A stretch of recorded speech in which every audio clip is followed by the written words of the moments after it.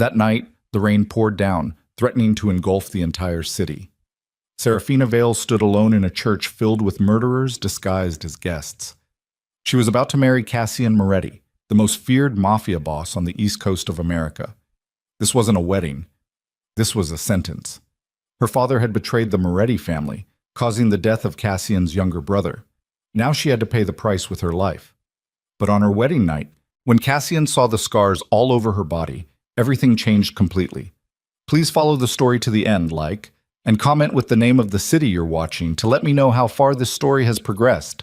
The cathedral smelled like wet stone and dying flowers. Rain battered the stained glass windows so hard the images trembled. Saints with shattered faces, martyrs bleeding in colors that ran together like open wounds. Every pew was filled, every seat occupied by men in black suits who carried the weight of concealed weapons beneath their tailored jackets. They smiled when they were supposed to smile. They clapped when the organist played, but their eyes never stopped scanning exits, counting heads, measuring threats. This was not a wedding. This was a transaction.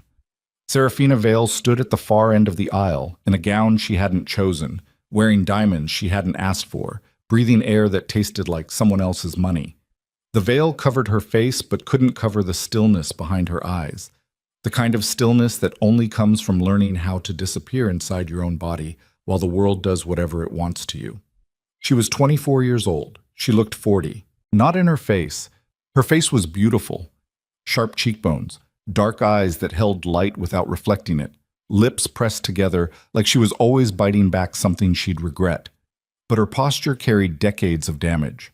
The way she held her shoulders, slightly forward, slightly hunched, as though expecting a blow that hadn't landed yet. The way her fingers curled inward when anyone stepped too close. The way she breathed, shallow, rationed, like oxygen was something that could be taken away. At the altar, Cassian Moretti waited. He stood with his hands folded behind his back, his jaw tight enough to crack teeth, his dark hair slicked away from a face that looked like it had been carved by someone who understood violence as an art form. He was 31, broad-shouldered, 6'2", with the kind of stillness that made rooms fall silent. Not because people respected him, because they feared what happened when he moved. Cassian Moretti ran the most powerful crime syndicate on the eastern seaboard.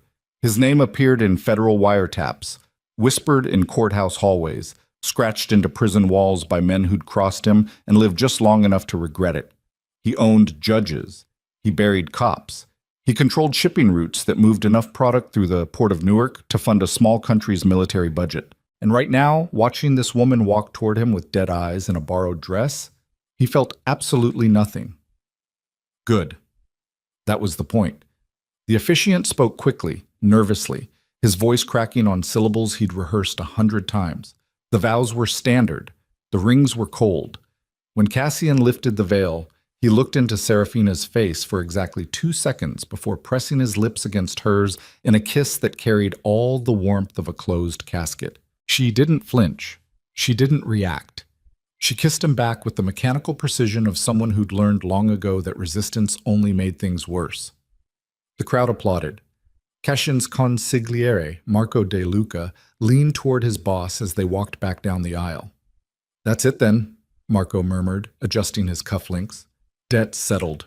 "The debt isn't settled until I say it's settled," Cassian replied without looking at him. "Her father killed my brother. A ring on her finger doesn't erase that." "So what's the plan?" Cassian glanced sideways at his new wife, who walked 3 steps behind him like she'd been trained to do. "I'm going to take everything she has left, and I'm going to do it slowly enough that she feels every single piece of herself disappear." Marco studied him for a long moment, then looked away. He'd known Cassian since they were teenagers stealing cigarettes behind the loading docks in Red Hook. He'd watched Cassian evolve from a street-level enforcer into the coldest decision-maker in the organization. But something about tonight felt different. Something about the way Cassian said those words felt less like strategy and more like a man trying to convince himself. Marco kept that observation to himself. He'd survived this long by knowing when to shut up. The reception unfolded inside the estate's grand hall, a cavernous room with 40-foot ceilings, Italian marble floors, and chandeliers that cost more than most people's houses. Champagne moved through the crowd on silver trays carried by servers who'd been vetted, searched, and threatened into silence. A jazz quartet played standards that nobody listened to. Conversations hummed beneath the music, deals being finalized, alliances being tested, grudges being cataloged for later. Serafina sat at the head table and touched nothing. Not the champagne, not the food, not the napkin folded into a swan beside her plate. She watched the room the way a prisoner watches a yard, noting positions, measuring distances, calculating how long it would take to reach the nearest door. 3 women approached her during the first hour. Wives of underbosses. They smiled with teeth that cost $10,000 each and delivered compliments that functioned as insults. "You look stunning, sweetheart. That dress almost makes you look like you belong here." Cassian is so generous. Most men in his position would have just, well, you know. "Your father must be so proud. Oh, wait. Nobody knows where he is, do they?" Serafina absorbed each one without expression.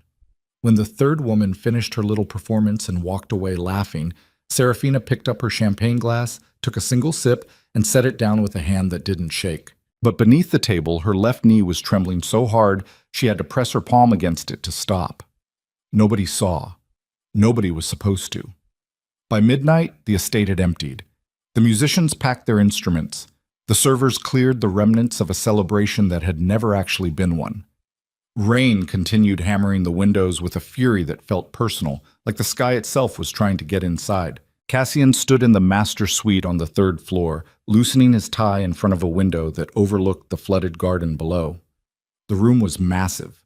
King-sized bed with black silk sheets, a fireplace that hadn't been lit, bookshelves lined with first editions he'd never read. Everything in this room was designed to project power, control, dominion. He heard the door open behind him. Serafina entered quietly, still wearing the gown. Her hair had been taken down at some point during the evening and now hung in loose dark waves around her shoulders. She stopped just inside the doorway and stood there, waiting, the way someone stands in front of a locked room they know they're about to be pushed into. Cassian watched her through the window's reflection. He didn't turn around. "You can have the bathroom first," he said flatly. "There are clothes in the closet, the door on the left." She didn't move for several seconds. Then she crossed the room without a word and disappeared into the bathroom. The lock clicked behind her. Cassian exhaled through his nose. He poured 2 fingers of bourbon from a crystal decanter on the desk and drank it standing up, staring at nothing. He thought about Nico, his brother, 23 years old, sharp-mouthed, reckless, the kind of kid who smiled too much for the world they lived in. Nico had been working a collection run the night Serafina's father flipped, feeding information to a rival outfit that used it to ambush 6 Moretti soldiers in a warehouse off the Gowanus Canal. Nico wasn't supposed to be there. He'd gone as backup because he was trying to prove himself. He died on a concrete floor with 2 bullets in his chest and 1 in his throat, surrounded by fire, choking on his own blood while the building came down around him.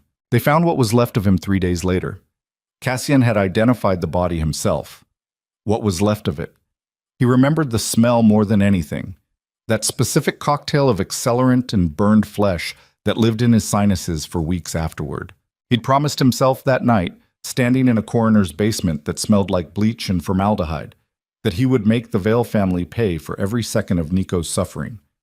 And now, 2 years later, here he was, married to the daughter, the last surviving Vale. This should feel like victory. It didn't. The bathroom door opened. Serafina stepped out wearing a silk nightgown that had been laid out for her, ivory, floor-length, with thin straps that crossed at the back. She moved toward the bed with her eyes lowered, and as she passed the lamp on the nightstand, the light caught something that made Cassian's hand stop halfway to his mouth. He set the bourbon down. "Stop." She stopped immediately, reflexively. The kind of instant obedience that doesn't come from respect. It comes from conditioning. Cassian's jaw tightened. He crossed the room in 3 strides and stood behind her. "Turn around." She didn't. Her breathing changed, faster, shallower, each inhale catching like a snag in fabric. Her fingers curled at her sides. "I said turn around." She turned slowly, keeping her eyes on the floor, and when the lamplight fell across her exposed back and shoulders, Cassian Moretti, who had watched men die, who had ordered executions without losing sleep, who had built an empire on blood and silence, felt something crack inside his chest. Scars, dozens of them. They covered her back in a lattice of raised white tissue and angry pink ridges, some thin as thread, others thick as rope. Cigarette burns dotted her ribs in clusters, perfectly spaced, almost geometric, like someone had used her body as an ashtray with the precision of a craftsman. Knife wounds ran along her shoulder blades in parallel lines that suggested not random violence but deliberate repeated punishment. Her left side carried a pattern of scarring that looked like it had been made by heated metal, a brand maybe, or a tool designed specifically for pain. These were not old injuries. Some of them were still healing. Cassian stared. His mouth opened, but nothing came out. He'd spent 2 years constructing a narrative. The Veils betrayed us. The Veils destroyed Nico. The last Veil must suffer. It was clean, simple. It gave his rage a target and his grief a purpose. But this didn't fit. This was something else entirely. Who did this to you? His voice came out lower than he intended. Rougher. Not a demand. Almost a plea. Serafina's chin lifted slightly. For the first time all night, something flickered behind her eyes. Not fear exactly, but something adjacent to it. Something that lived in the space between terror and defiance. "Does it matter?" she said. Her voice was quieter than he expected. Hoarse, like she'd spent years either screaming or refusing to. "I'm asking you a question. And I'm telling you it doesn't change anything. You married me to punish me, so punish me. I've survived worse than you." The words hit him like a slap, not because they were cruel, because they were true. She stood there in a silk nightgown with a tortured body and dead calm eyes, and told him plainly, without trembling, that whatever he had planned, she'd already endured something he couldn't imagine. Cassian stepped back. His hands were shaking. He hadn't noticed until now. "Get in bed," he said roughly. "I'm sleeping in the study." He turned and walked toward the door without waiting for a response. His hand was on the handle when her voice stopped him. "Cassian." He paused but didn't turn around. "Your brother," she said carefully. "What happened to him was not my father's choice." Silence filled the room like smoke. "My father didn't betray your family. He was forced. And when he tried to stop it, they killed him for it. I know because I was there when they brought his body back in pieces." Cassian's grip on the door handle tightened until his knuckles turned white. His pulse hammered in his temples. Every instinct told him she was lying, manipulating, surviving, saying whatever she needed to say to gain an advantage. That's what people in their world did. That's what the Veils had done. But her voice didn't sound like manipulation. It sounded like someone who'd been carrying a truth so heavy it had crushed everything else out of her. He opened the door and walked out without a word. The study was cold. He didn't light the fireplace. He sat in a leather chair that smelled like old cigars and stared at the ceiling for 3 hours while rain hammered the windows and her words played on a loop inside his skull. "Your brother. What happened to him was not my father's choice." He pulled out his phone and called Marco. "I need everything you can find on Victor Draven," Cassian said. No greeting, no explanation. Silence on the other end. Then Marco's voice, careful, measured. "Draven? The arms dealer? What does he have to do with anything?" "That's what I'm trying to find out. Pull financial records, known associates, anything connected to the Veils going back 5 years. And Marco." "Yeah?" "Keep this between us. Nobody else hears that name until I say so." He hung up and sat in the dark. Outside, the storm showed no sign of stopping. Wind screamed through the estate's iron gates like something alive and furious, rattling the old windows in their frames. Somewhere in the house, a door slammed shut on its own. Cassian didn't sleep that night. He replayed every detail: the wedding, the reception, the mechanical way she'd kissed him, the precision of her silence, and those scars, layered, methodical, the work of someone who'd had unlimited time and complete control over another human being. That wasn't street violence. That wasn't a one-time event. That was captivity. By dawn, the rain had softened to a gray drizzle that hung over the estate like a veil. Cassian showered, dressed in a black shirt and slacks, and descended to the kitchen where his cook had already prepared breakfast. He ate standing up, 2 pieces of toast, black coffee, and was reviewing overnight security reports on his tablet when Serafina appeared in the doorway. She wore clothes from the closet: dark jeans, a long-sleeved black shirt buttoned to the throat despite the warmth of the house. No makeup, hair pulled back tight, She looked like someone dressed for an interrogation she expected to lose. "Sit down," Cassian said without looking up. She sat across from him at the marble island. The cook placed a plate in front of her, eggs, fruit, toast. She stared at it like it might be poisoned. "Eat," Cassian said. "I'm not hungry." "I didn't ask if you were hungry. I said eat." Something shifted in her expression, a micro flash of anger. There and gone so fast most people would have missed it, but Cassian caught it. He catalogued it, filed it away alongside every other fragment he was collecting. She picked up a fork and ate 3 bites of eggs, put the fork down, folded her hands in her lap. Cassian set down his tablet and looked at her directly for the first time since the previous night. "I'm going to ask you something, and I need a straight answer. No deflection, no riddles, just the truth. You won't believe it. Try me." She met his eyes, held them. He noticed for the first time that her irises weren't fully brown. They had flecks of amber near the center that caught the gray morning light and held it. "Victor Draven controlled my father for 3 years before the incident with your family," she said, her voice flat, clinical, like a doctor reading a chart. "He used my mother first. Threats, then actual violence. When that stopped working, he used me. I was 18 the first time they took me. I was 21 when they finally let me out. And only because Draven decided I was more useful married to you than locked in his facility." Facility.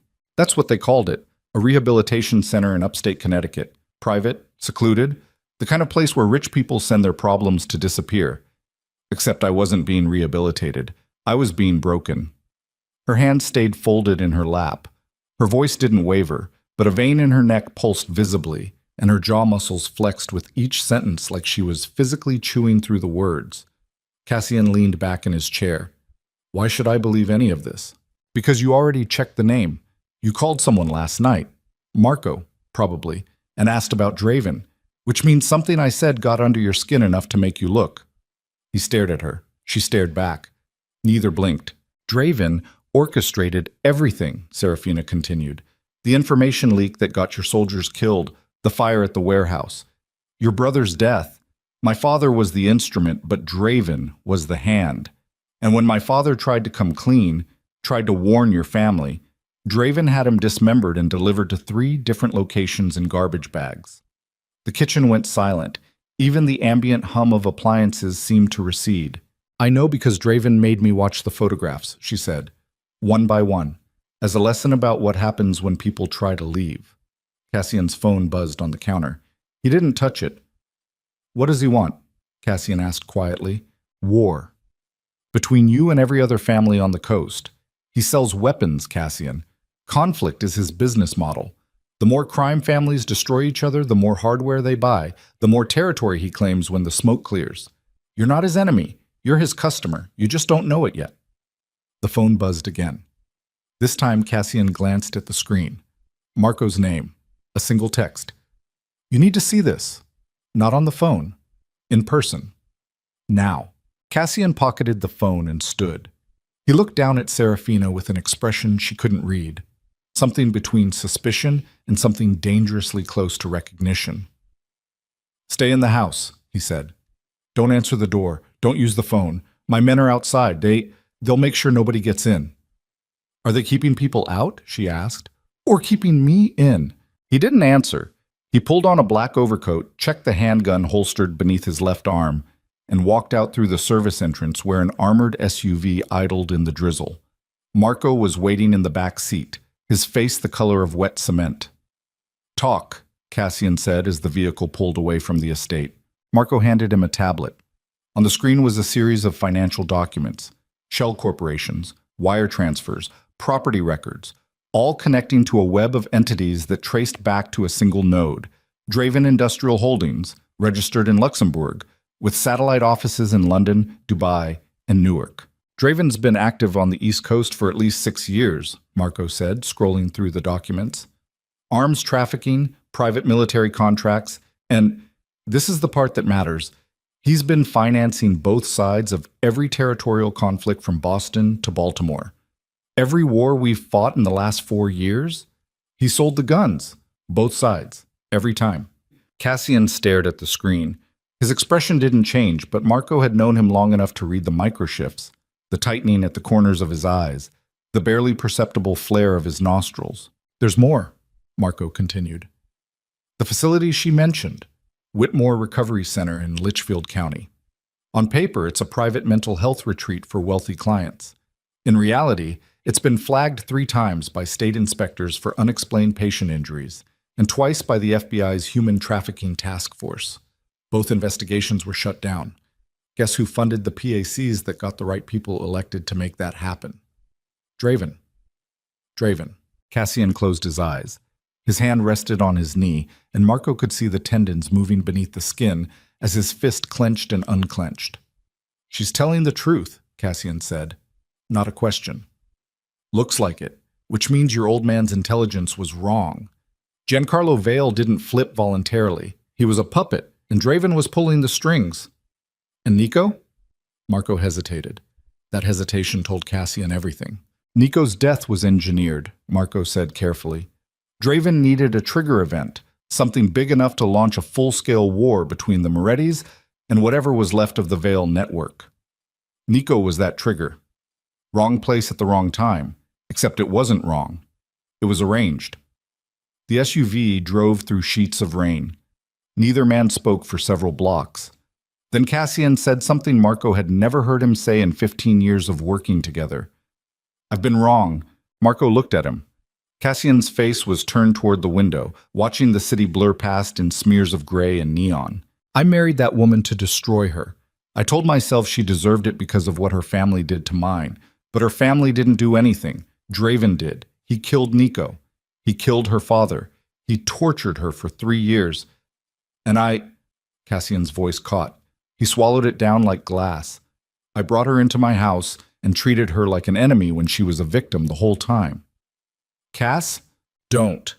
Cassian's tone went cold again. The vulnerability sealed over like water freezing. "I need to know everything, every asset Draven has, every safe house, every shipping route, every politician in his pocket. I want a complete map of his operation by end of week." "And the girl?" Cassian didn't answer immediately. The SUV turned onto the bridge, and Manhattan's skyline appeared through the rain like a row of gray teeth. "She's not a prisoner anymore," he said finally. "She's under my protection. And if Draven sent her here expecting me to break her, I'm going to make sure that's the last mistake he ever makes." Marco nodded slowly. He'd seen that look before. The last time Cassian wore that expression, 3 men ended up in the East River, and an entire drug operation in the Bronx ceased to exist overnight. This time, Marco suspected, the scale would be considerably larger. Back at the estate, Serafina sat in the kitchen long after Cassian left. She hadn't moved from her chair. The eggs had gone cold. The coffee was untouched. Outside, guards patrolled the perimeter in the rain, their shadows passing across the windows at regular intervals. She pressed her palm against the inside of her left forearm, where the worst scar lived, a long surgical line that ran from wrist to elbow, given to her by a man named Kozlov, Draven's head of security, on the 247th day of her captivity. She knew the exact number because she'd counted every single one. 712 days total. She'd counted those too. The question Cassian had asked, "Why should I believe any of this?" was the right question. In their world, trust was a currency nobody could afford. Every word was a weapon. Every truth was wrapped in 3 layers of strategy. But Serafina hadn't lied. Not because she was noble. Not because she was brave. Because after 712 days in a room with no windows and a man who punished her for breathing too loudly, she had made herself a single promise. If she ever got out, she would never hide behind a lie again. The lies hadn't protected her. The silence hadn't saved her.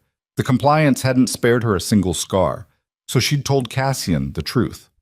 All of it. And now she was sitting in a dead man's kitchen, because that's what her father was, dead, dismembered, scattered, waiting to find out if the most dangerous man she'd ever met would use that truth to help her or use it against her. She heard footsteps outside the kitchen door. Heavy. Male. One of the guards. The footsteps paused. Then a voice. Low, unfamiliar, speaking into a phone in a language she recognized immediately. Not Italian, not English. Russian. Serafina's blood turned to ice. Draven's men spoke Russian. She stood slowly, silently, every muscle in her body switching from stillness to survival mode with a precision that had been beaten into her over 2 years of captivity. She moved to the kitchen service corridor, pressed herself against the wall, and listened. The voice spoke again, closer now, just outside the door. 3 words she caught through the wood. Confirmation, tonight, the wife. Serafina's heart hammered against her ribs. Her hands were shaking, but her mind was perfectly, terrifyingly clear. Draven already had someone inside the estate, and whatever was coming, it was coming tonight. Serafina didn't breathe. She pressed her spine flat against the cold plaster wall of the service corridor. Her bare feet silent on the tile, her fingers splayed against the surface behind her like she could melt into it if she pushed hard enough. The kitchen was 12 feet away. The voice on the other side of the door was closer. Maybe 6 feet, maybe less, and still speaking in low-clipped Russian that she caught in fragments through the wood grain. Перемещение подтверждено. Жена сегодня ночью. Confirmation. The wife. Tonight. Her pulse slammed in her throat so hard she could taste copper. She knew that cadence. She knew the rhythm of those orders. Short bursts, no wasted syllables, the operational language of men who moved bodies for a living. She'd heard it through concrete walls for 712 days. She'd learned to decode it the way animals learn to decode the sound of a predator's footstep. Someone inside Cassian's security detail was working for Draven, and they were coming for her tonight. Serafina's legs wanted to buckle. Her vision wanted to blur. Every trauma response she'd spent 3 years building walls against was clawing at the inside of her skull, screaming at her to freeze, to collapse, to curl into a ball on the floor and wait for it to be over. She didn't. She moved. She crossed the service corridor in 4 silent steps, found the back staircase that led to the second floor, and climbed it without making a sound. The carpet absorbed her footsteps. The house was massive, old, full of blind spots and dead zones where surveillance cameras didn't reach. She'd mapped every one of them during the wedding reception, not because she'd planned to escape, but because she couldn't stop herself. It was reflex, survival architecture. Draven had trained it into her with electricity and isolation until it became as automatic as blinking. She reached the second-floor study, the room where Cassian had spent the previous night, and closed the door behind her. The room smelled like old leather and bourbon. His coat was gone. His phone was gone. But on the desk, half hidden beneath a stack of financial documents, was a satellite phone with a Moretti crest embossed on the back. She picked it up. Her hands were trembling, but her mind was running calculations with mechanical precision. She couldn't call Cassian on his personal line. If one of his guards was compromised, his communications might be monitored. She couldn't call the police. In this world, police were either useless or owned. She couldn't run. The estate was surrounded by guards who might be loyal and might not be, and she had no car, no weapon, no shoes, and nowhere to go. So she did the only thing left. She memorized every number in the satellite phone's recent call log, 7 numbers total, including Marco's. And then she put the phone back exactly where she'd found it, adjusted the documents to their original position, and left the study. She went back to the kitchen. She sat in the same chair. She picked up the cold fork and took a bite of the cold eggs. And she waited. Cassian returned to the estate at 4:17 in the afternoon. The drizzle had stopped, but the sky stayed the color of gunmetal, pressing down on the city like a lid. He came through the front entrance, flanked by Marco and 2 soldiers carrying black duffel bags that clinked with hardware. His face was unreadable. The default mask of a man who'd spent the last 6 hours processing information that had rearranged the architecture of his entire world. He found Serafina in the library on the 2nd floor. She was sitting in a high-backed chair near the window, reading a book she wasn't reading, her eyes tracking the same line of text over and over without registering a word. "We need to talk," he said from the doorway. "Close the door first." He studied her for a moment. Something in her voice, tighter than this morning, wound one turn past careful, made him step inside and pull the door shut. "You have a problem," she said before he could speak. "One of your guards is working for Draven." Cassian's expression didn't change, but his weight shifted forward onto the balls of his feet. A fighter's reflex, the body preparing for contact before the mind decides whether to swing. "What did you hear?" "Russian. On a phone." Outside the kitchen this morning, 20 minutes after you left. 3 words I'm sure of. Confirmation, tonight, the wife. That's me, in case you were wondering. I know what the wife means. Then you know we have about 8 hours before whatever's planned goes active. Cassian crossed the room and stood at the window beside her, looking out at the grounds.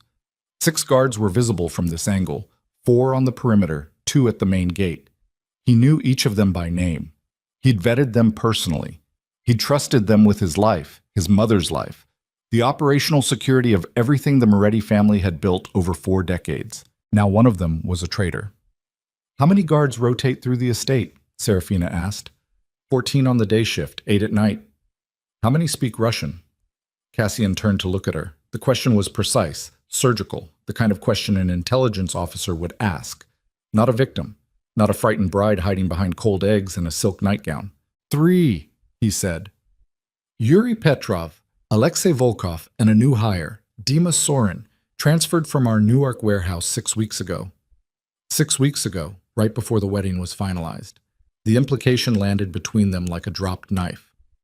Sorin was brought in by Tommaso, Cassian said, naming his head of estate security. Tommaso vouched for him personally. Then either Tommaso was fooled or Tommaso is compromised too. Cassian's jaw clenched hard enough that Serafina could see the muscles cord beneath his skin. She recognized the look. Not anger, not yet. Something colder. The expression of a man recalculating every equation he thought he'd already solved. I'm not going to sit here and wait for them to come, Serafina said. If you want me alive, and I'm starting to think you might, though I'm not entirely sure why, then I need you to listen to me. I'm listening. Draven doesn't do single-point operations. He never sends 1 man when he can send 5. If there's a mole in your guard detail, there's also a contingency team staged somewhere nearby, close enough to breach the estate within minutes of getting the signal. Draven likes warehouses, industrial parks, anywhere with loading docks and multiple exit routes. The shipping district south of here would be my guess. You sound like you've been planning operations for him. I sound like someone who spent 2 years memorizing every pattern of a man who tortured me for fun. I know how he thinks because he carved it into me, literally. Silence. The kind that hums. Cassian pulled out his phone and called Marco. Get to the estate. Bring Enzo and the Rossi brothers. Side entrance. Don't talk to any of the guards on the way in. He hung up and looked at Serafina. Really looked at her.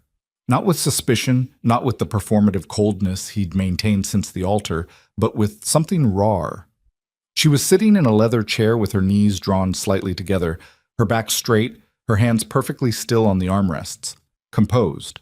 Alert. Operating on a frequency most people never reach because most people never have to. You could have run this morning, he said, while I was gone. You could have stolen the satellite phone in my study and called someone. You could have tried to disappear. I considered it. Why didn't you? She met his eyes. That amber fleck caught the gray light again. Because Draven has people everywhere. Every city, every port, every airport. I could run, and he'd find me in 72 hours. I know because I tried once before. Day 406. I made it 3 miles from the facility before his team picked me up. The punishment lasted 11 days. She paused. Her voice didn't crack, but something behind it did. A hairline fracture in the architecture of her composure. 11 days without light, without food, without anyone speaking to me. Just a room and the sounds of my own breathing and the knowledge that eventually the door would open and it would start again. Cassian's hand found the windowsill. He gripped it until the wood creaked. So no, she continued, I didn't run. Running doesn't work. The only thing that works is what you're already thinking about doing, taking Draven apart piece by piece until there's nothing left of him to be afraid of. And you want to help with that. I don't want to help. I need to help, because I'm the only person alive who knows the inside of his operation, his network structure, his financial architecture, the names of the men who guard his properties, and the schedules they keep. I memorized all of it, every piece. Because when you're locked in a building for 2 years with nothing to do but survive, you learn everything you can about the man holding the key. Marco arrived 40 minutes later with 3 men who moved through the estate's side entrance like shadows. Quiet, armed, eyes scanning every corner. They assembled in the basement, a reinforced room beneath the wine cellar that Cassian used for conversations he didn't want recorded. The room was concrete, poorly lit, and smelled like damp stone and gun oil. A single table sat in the center, surrounded by mismatched chairs. Marco spread documents across the surface. Satellite images, financial records, communication intercepts.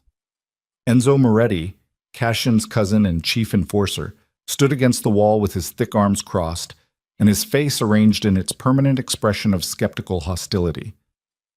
Serafina entered the room last. Every man except Cassian stiffened. Enzo spoke first. "Why is she here?" "Because she knows more about Draven than anyone at this table," Cassian said. "She's a Vale. She's my wife." "Since when does that mean anything?" "Since now. Sit down and shut up, Enzo." Enzo didn't sit. He stared at Serafina with open distrust, the thick-necked, heavy-browed glare of a man who measured people by bloodline and found hers wanting. Serafina stared back without blinking. She'd been stared at by worse. "Tell them," Cassian said to her. "Everything you told me, start with the facility." She did, methodically, precisely, without emotion or embellishment. She described the layout of Draven's Connecticut facility. 3 buildings, underground levels, a medical wing where sedation was used as punishment. She described his security protocols, rotating 6-man teams, biometric locks, communication blackouts during treatment periods that lasted weeks. She described his financial architecture, shell companies layered through Luxembourg, the Caymans, and the UAE, with legitimate front operations including a private equity firm, a shipping logistics company, and a chain of high-end rehabilitation centers. When she finished, the room was silent. Marco spoke first. "How do we verify any of this?" "The Whitmore Recovery Center in Litchfield County," Serafina said. "You've already pulled records on it. I know because Cassian wouldn't be sitting here listening to me if Marco hadn't found something that corroborated what I said this morning." Marco glanced at Cassian. Cassian nodded once. "She's right," Marco said reluctantly. "The facility checks out. FBI flagged it twice. Both investigations buried. And the financial trail. The shell companies she's describing match what I pulled from the Panama database this afternoon.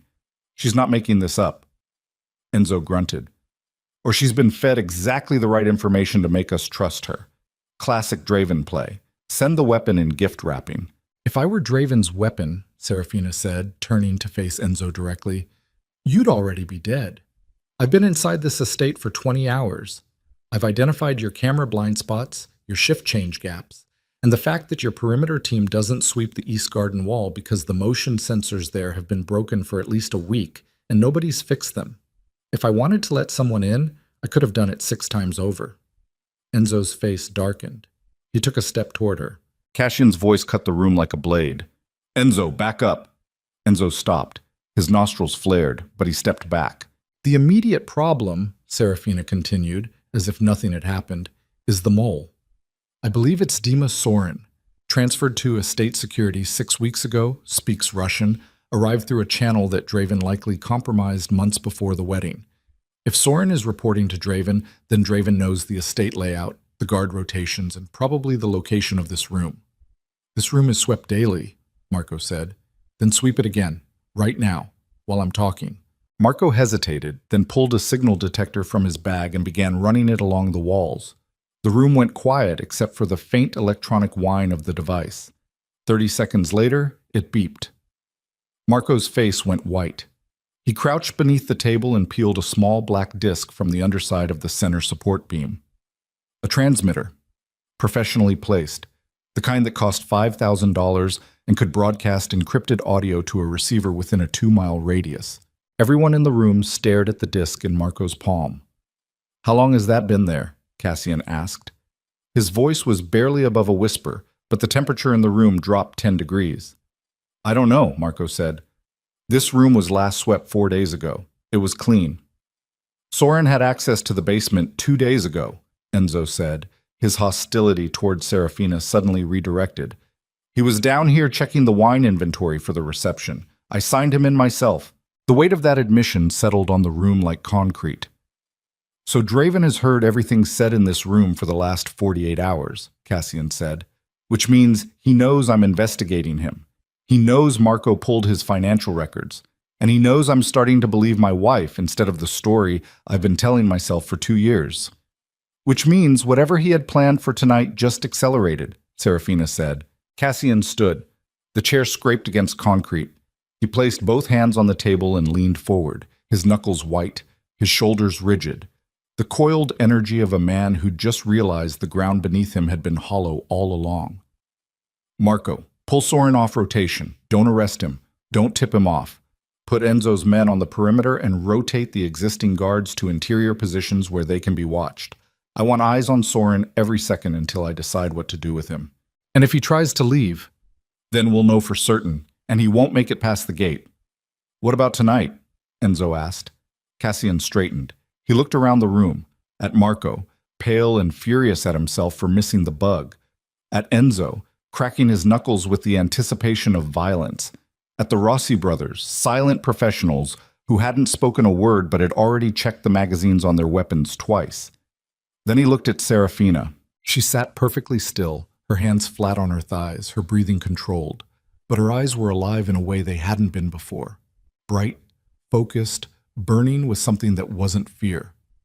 It was purpose. "We don't wait for them to come to us," Cassian said. "Serafina, you said Draven stages contingency teams in industrial areas, shipping districts, loading docks. South of here, within a 15-minute response window, he'd want proximity without visibility. Marco, pull surveillance on every warehouse and industrial property within a 10-mile radius that's changed hands or been leased in the last 6 months. That could be dozens of locations. Then start with the ones connected to any of Draven's shell companies, cross-reference with the list she gave us." Marco was already on his phone. Enzo was already heading for the door. The Rossi brothers followed without being told. Cassian and Serafina were alone. He looked at her across the concrete room, the dead transmitter sitting on the table between them like a scorpion someone had flipped onto its back. "You knew about the bug," he said. Not a question. "I suspected. Draven always bugs the room where decisions are made. It's his signature. He doesn't need to be in the room if he can listen to it. You could have told me privately, before the meeting. If I told you privately, your men wouldn't have seen me prove it. They need to trust me, Cassian. Not because you ordered them to, because they watched me find something they missed." He stared at her. The fluorescent light buzzed overhead, casting everything in a sickly yellow wash that made the shadows under her eyes look like bruises. Maybe they were bruises. He couldn't tell anymore what was damage and what was just exhaustion. "You're smarter than I gave you credit for," he said. "Most people are. They just don't survive long enough for anyone to notice." He almost smiled. It was the closest his face had come to something human in 2 years, and it passed so quickly that if Serafina hadn't been watching for it, she would have missed it entirely. "Come on," he said. "We need to move upstairs. If they're listening, I want them hearing exactly what I want them to hear." They climbed the staircase together. For the first time since the wedding, they walked side by side. Marco's surveillance sweep took 3 hours and produced results just after 10 p.m. A warehouse in the Port Morris Industrial District, south of the estate, exactly where Serafina had predicted, had been leased 8 weeks ago through a company called Baltic Meridian Logistics. The company traced back through 2 layers of shell corporations to a holding group in Riga that shared a registered agent with one of Draven's known front operations. "Satellite shows vehicle movement starting 2 days ago," Marco reported, spreading thermal imaging printouts across Cassian's desk in the 3rd-floor study. "At least 6 vehicles, SUVs, cargo vans, and heat signatures consistent with 10 to 15 personnel. Weapons? Impossible to tell from thermals, but given Draven's profile, yeah, heavily armed." Cassian studied the images. His fingers traced the warehouse perimeter on the printout. Entry points, loading bays, elevation. His mind worked the geometry of an assault the way other men worked crossword puzzles. "They're waiting for Soren's signal," Serafina said from the corner of the room. She'd been standing there for 20 minutes, arms crossed, watching. "Once Soren confirms the estate's defenses are in a specific configuration, probably during the 2 a.m. shift change, the team moves. Breach the perimeter, Neutralize exterior guards and enter through the east garden wall where the motion sensors are down. You said you could have let someone in 6 times over, Cassian said, glancing up from the printout. Were you exaggerating? I don't exaggerate. I survive. He held her gaze for 3 seconds, then turned back to Marco. Here's what we're going to do. We let Soren send his signal. Marco's head snapped up. What? We let him think everything's going according to plan. Normal shift change at 2 a.m., guards in their usual positions. East wall unrepaired. But instead of the normal overnight crew, I want Enzo's team hidden in the garden, the east wing, and the service corridors. Full loadout, suppressed weapons, night vision. You want to ambush Draven's team inside our own estate? I want to annihilate Draven's team inside our own estate, and I want one of them alive, preferably the one giving orders. Marco ran a hand over his face. He looked like a man aging in real time. Cass, if this goes wrong, if they come heavier than we expect, it won't go wrong. You don't know that. I know, Draven. Serafina's voice cut through the room. Both men turned. She stepped forward into the light, and for the first time Cassian saw something in her posture that he recognized, not from victims, not from survivors, but from soldiers. The squared shoulders, the level chin, the eyes that had stopped looking for exits and started looking for targets. He'll send 12 men, she said. 3 fire teams of 4, standard Draven deployment for a residential breach. They'll enter in 2 waves, first team through the east wall, second through the service entrance, third held in reserve outside the main gate. They'll be equipped with suppressed submachine guns, body armor, and flash grenades. Their primary objective is extraction, me, and their secondary objective is elimination, you. And you know this because? Because I've seen him do it before. Twice. Both times the target thought they were safe inside their own house. Both times Draven's team was inside within 4 minutes. What happened to those targets? Serafina's jaw tightened. They're dead. The room absorbed that like stone absorbing rain. But those targets didn't know he was coming, she said. We do, and that changes everything. Cassian looked at his wife, the woman he'd married to destroy, the woman whose scars he'd discovered 24 hours ago. The woman who was now standing in his study delivering tactical assessments with the calm precision of someone who'd walked through fire so many times it stopped burning. You're not staying in the house during the assault, he said. Absolutely not. I'm putting you in the safe room, 3rd basement level. Steel door, independent air supply, communications array. You'll be able to monitor everything from there. I'm not hiding in a box while other people fight my war. This isn't a discussion. You're right, it's not. Because if Draven's team gets past your men, and there's a chance they will, they'll cut through that safe room door in 20 minutes with the equipment they carry. And then I'll be exactly where Draven wants me, cornered, alone, and waiting. Cassian's fist hit the desk hard enough to rattle the lamp. The printouts jumped. Marco flinched. Serafina didn't. I am not going to lose you to him, Cassian said, and the words came out before he could catch them. Raw, unfiltered, stripped of every layer of control he'd spent his entire life building. Not a strategic statement, not a tactical calculation. Something worse. Something true. The room went completely still. Serafina looked at him. For one long, terrible moment, her composure cracked. Just a fracture, just a tremor in her lower lip that she caught and killed before it could become something larger. But he saw it, and she knew he saw it.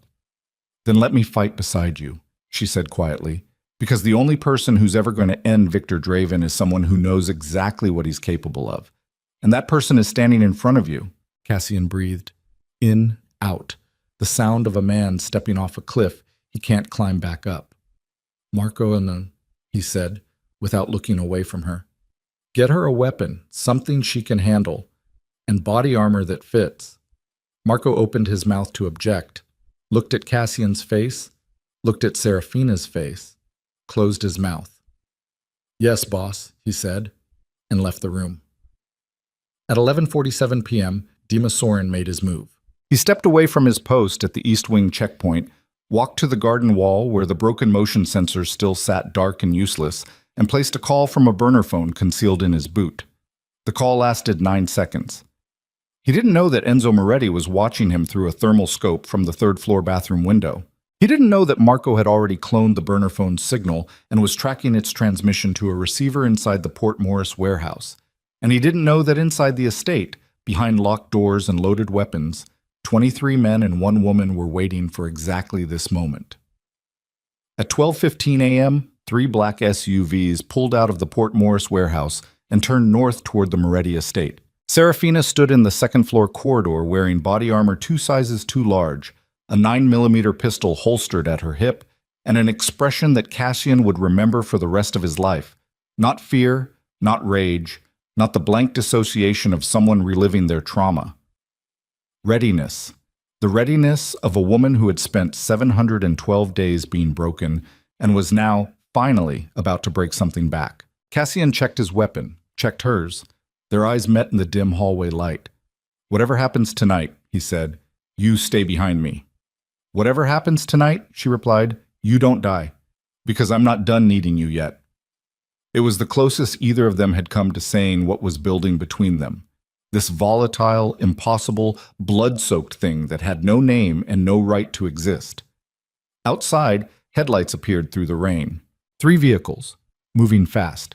Lights killed at the property line. Cassian pressed his earpiece. "All positions hold. Nobody fires until I give the word." The estate went dark, and somewhere in the black, wet distance, the sound of car doors opening, 1, 2, 3, 4, 5, carried across the grounds like the clicking of a detonator.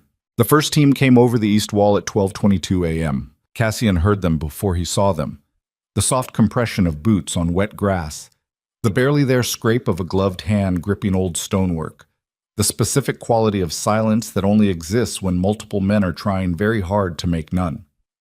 He pressed his back against the interior wall of the East Wing corridor, 2 floors up, and watched through the window as 4 shapes dropped into the garden below, with the fluid economy of men who'd done this many times before.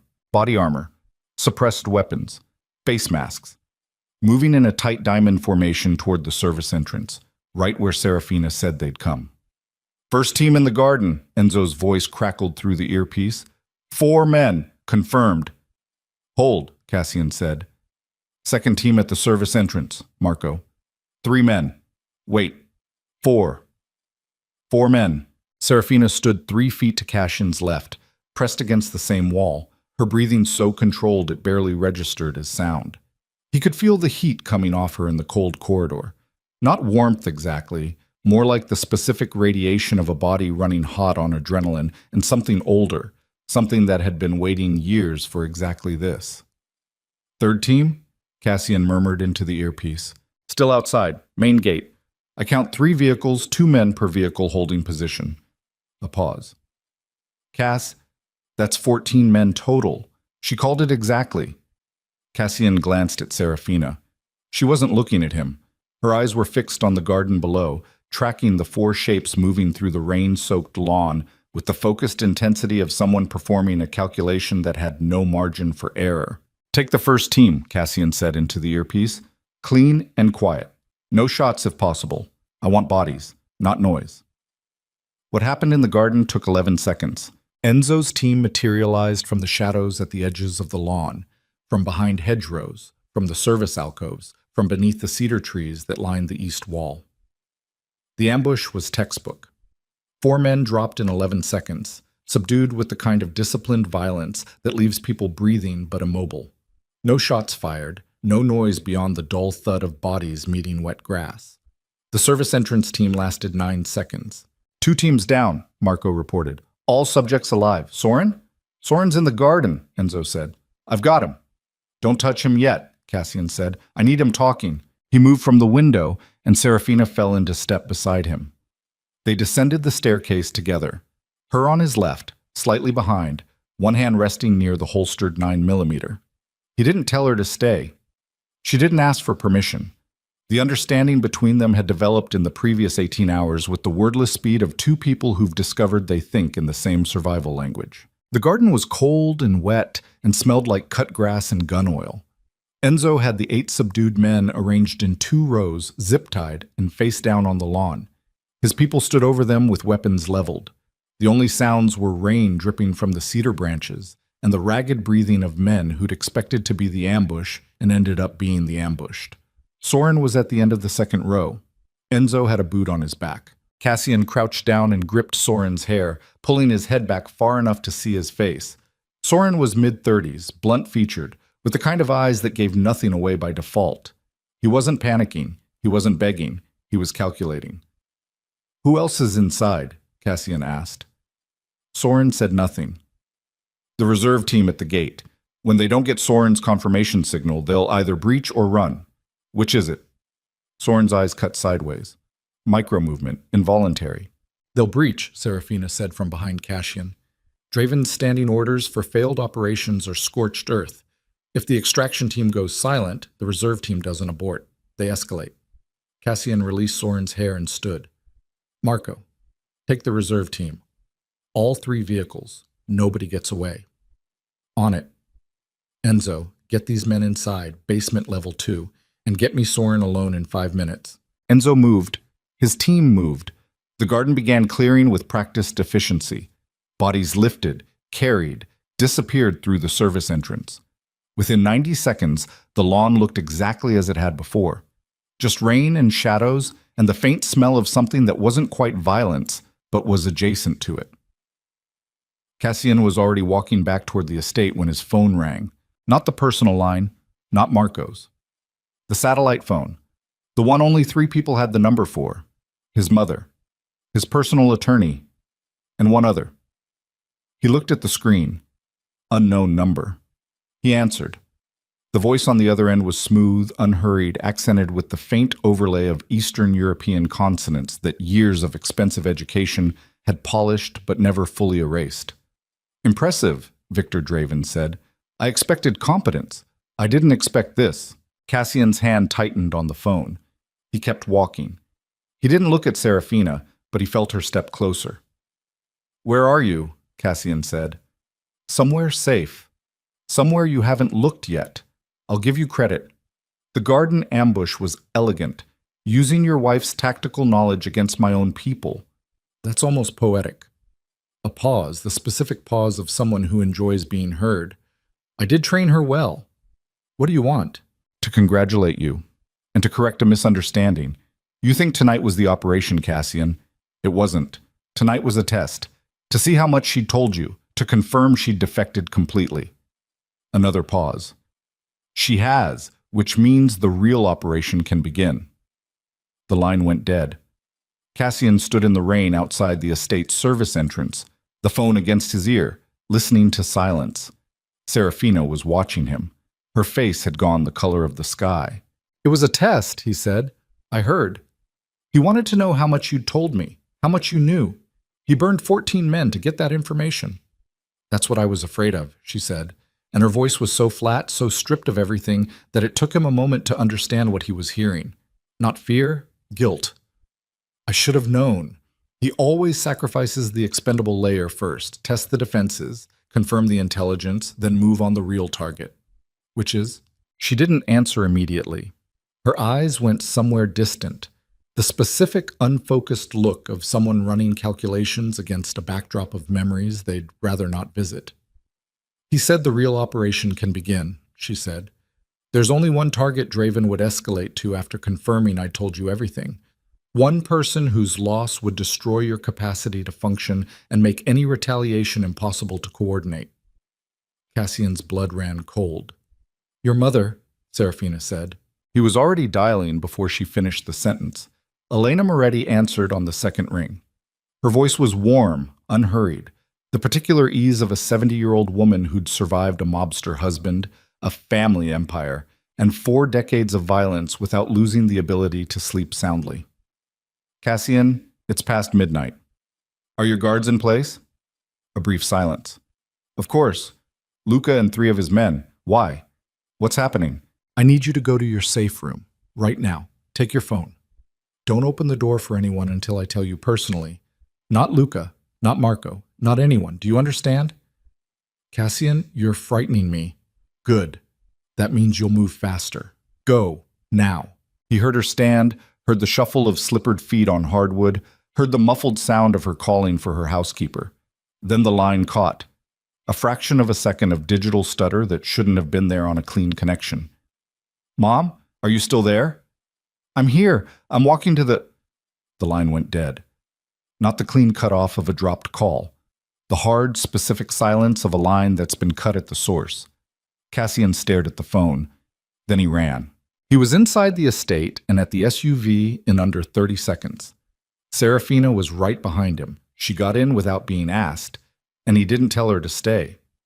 Marco appeared from the side entrance at a sprint, still pulling on his jacket. Elena's line just went dead, Cassian said as Marco threw himself into the passenger seat.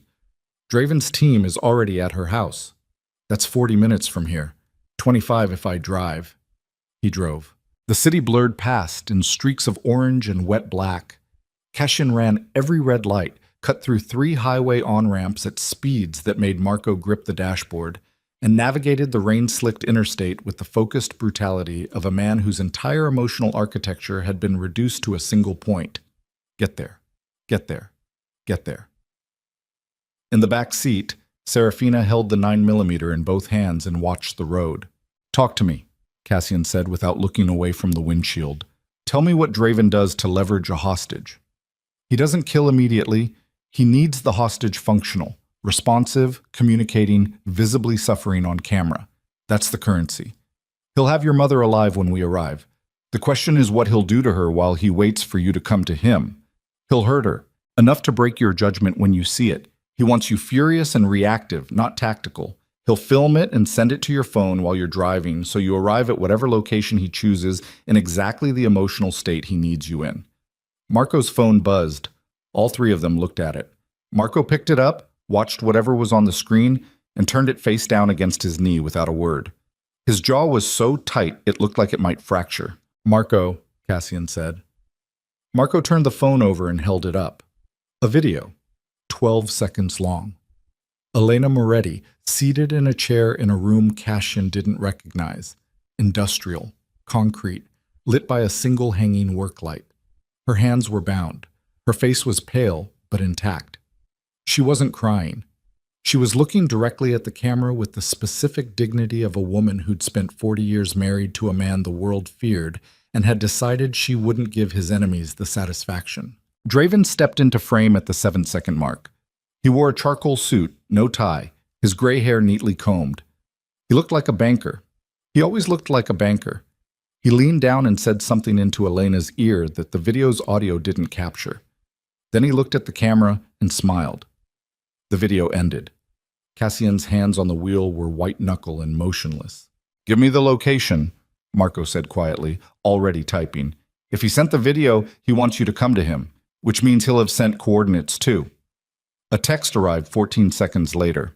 An address in the Meadowlands, an old freight processing facility that had been decommissioned 8 years ago.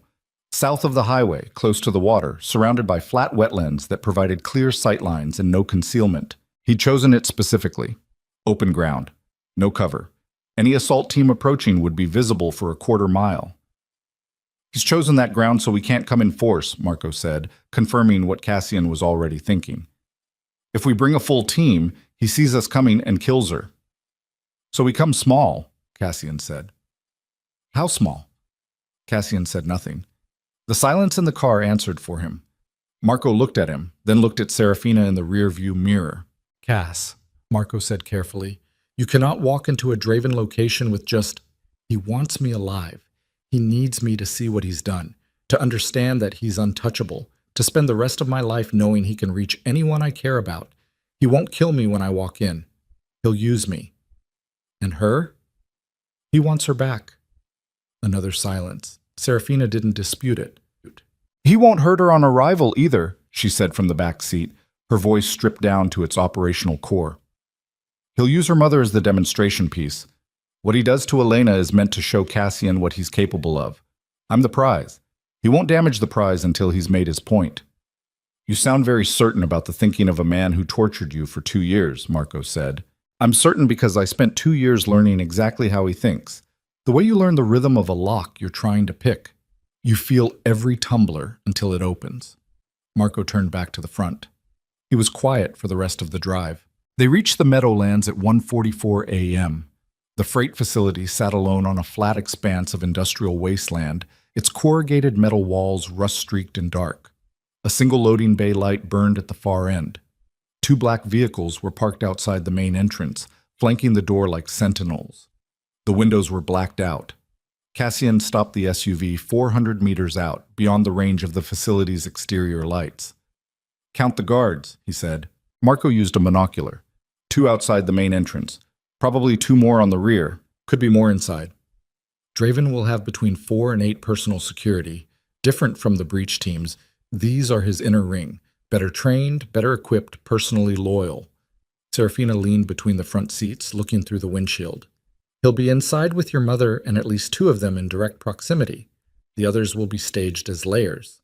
"Can we get to the rear without being seen?" "Flat ground, no cover. They'll have thermal or night vision on the perimeter." She paused. "There's one way in that he won't have accounted for." Both men turned. "He only expects you," she said to Cassian. "He doesn't expect me to come voluntarily. His entire contingency is built around the assumption that you'll either come alone under duress or come with a visible assault team that he can respond to. He hasn't planned for the scenario where I walk in through the front door of my own accord." "Absolutely not," Cassian said. "It's the only way in that doesn't get your mother killed in the first 60 seconds. I said no. Cassian. Her hand touched his arm. The first time she'd reached for him, and the contact was so deliberate and so brief that it almost didn't register. Almost. "He'll stand down his reaction protocols if he sees me. Not completely, but enough. Long enough for you to move." Cassian turned in his seat to face her. In the darkness of the SUV cab, with the wetlands spreading gray and featureless around them, her face was all shadow and amber. Those flecked eyes steady, that jaw set, that posture carrying the weight of a decision she'd already made before she'd finished speaking. "If you go in there, he won't let you out again," Cassian said. "He won't let me out either way. The moment I gave you everything I know about his operation, he marked me for permanent containment. There's no scenario where I walk away from this free and breathing unless Draven is dead." She held his gaze. "So let me do this." Cassian stared at her. Marco stared at the facility. The wind moved across the wetlands in long, empty waves. "How long do you need?" Cassian asked. 3 minutes from when I walk through the door. Get to the rear. There's a ventilation intake on the southeast corner, Shvat. I've seen this building type before. Draven uses them specifically because they're decommissioned and unwatched, and they all have the same structural layout. Ground level intake 3 feet wide. Enough to move through. "You've memorized the architectural layout of buildings Draven uses?" "I memorized everything. I told you. 712 days. Marco let out a long breath through his nose. The sound of a man accepting an outcome he doesn't like but can improve. Cassian reached under his seat and produced a second weapon. A compact Sig Sauer, already loaded. He checked the safety, held it out to Serafina handle first. She took it without hesitation, chambered it without looking, tucked it against her lower back under the body armor. 3 minutes, Cassian said. Then I'm coming in regardless. 2.5, she replied. Give yourself a margin. She opened the door and got out into the cold and the rain. Cassian watched her cross the dark ground toward the facility's entrance, walking at a normal pace, not hurrying, making herself visible to whatever surveillance was watching. He watched the 2 guards at the door react, weapons coming up, and watched her stop at the right distance and do something he couldn't hear from 400 meters away.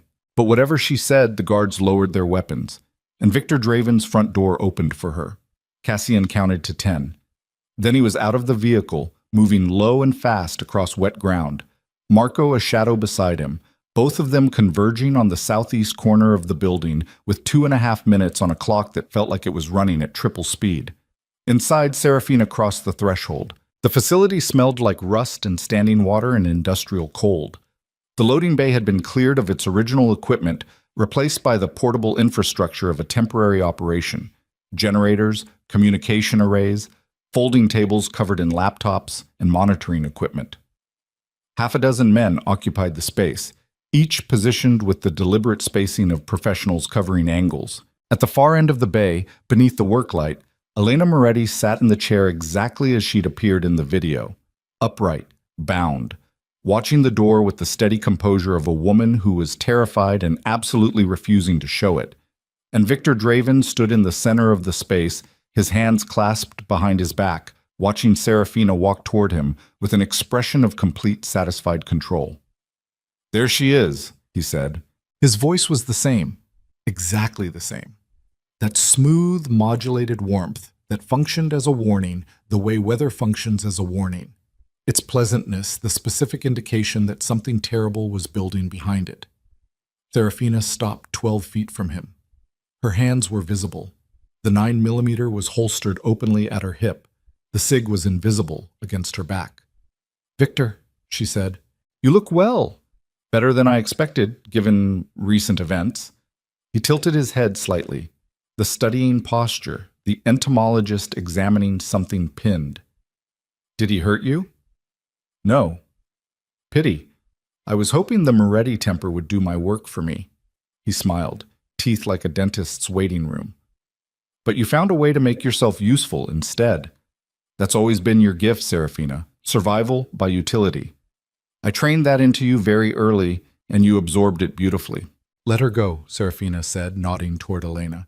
"She's not part of this. She's whatever I need her to be. Currently, she's an invitation. You accepted it, which means she's served her purpose, more or less." He paused, studying Serafina's face with the precision of a man reading a document he helped write. "You came alone." "Yes." "No, you didn't." The temperature in the room changed. "Your husband is 3 minutes behind you," Draven said.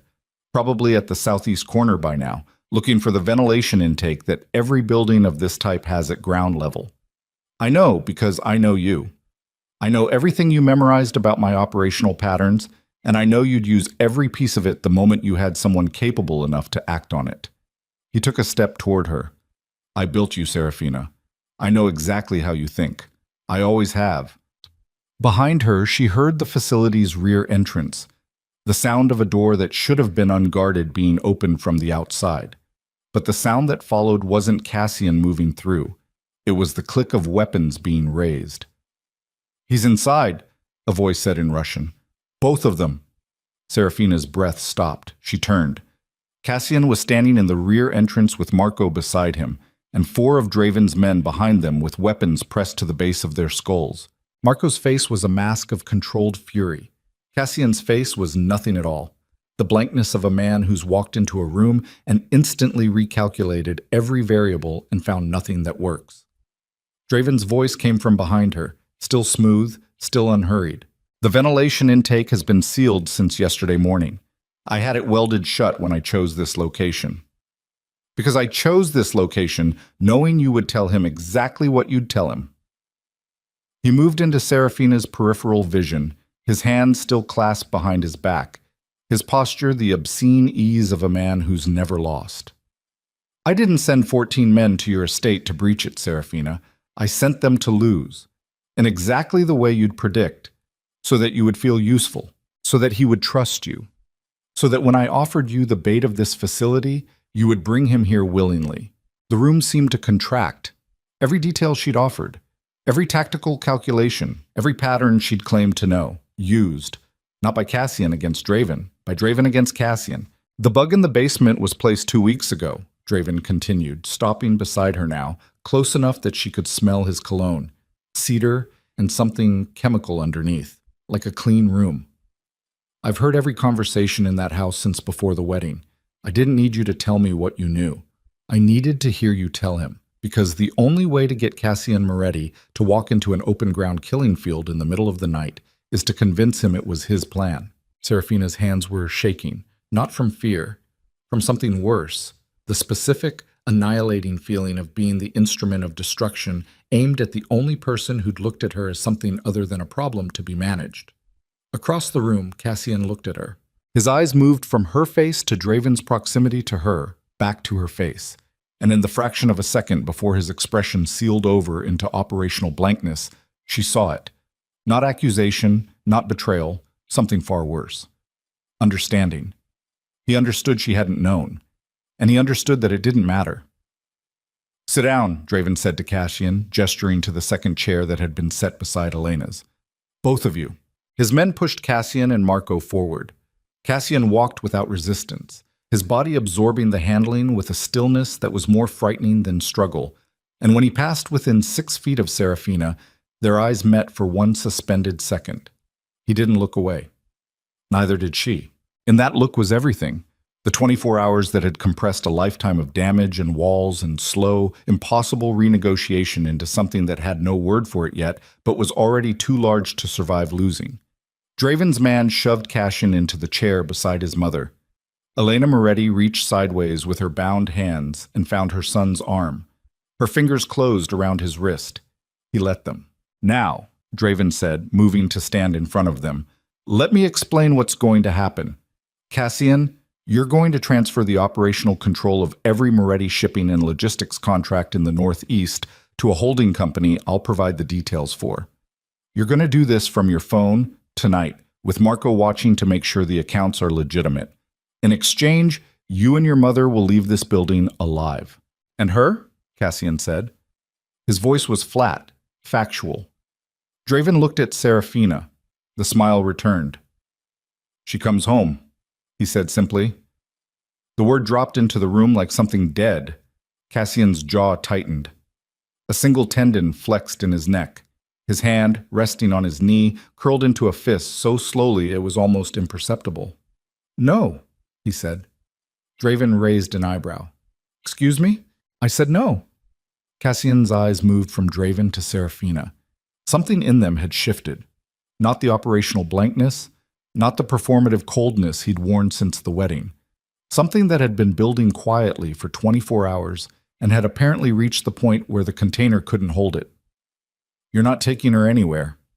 Cassian, Marco said carefully from his position against the wall. This isn't... She's my wife.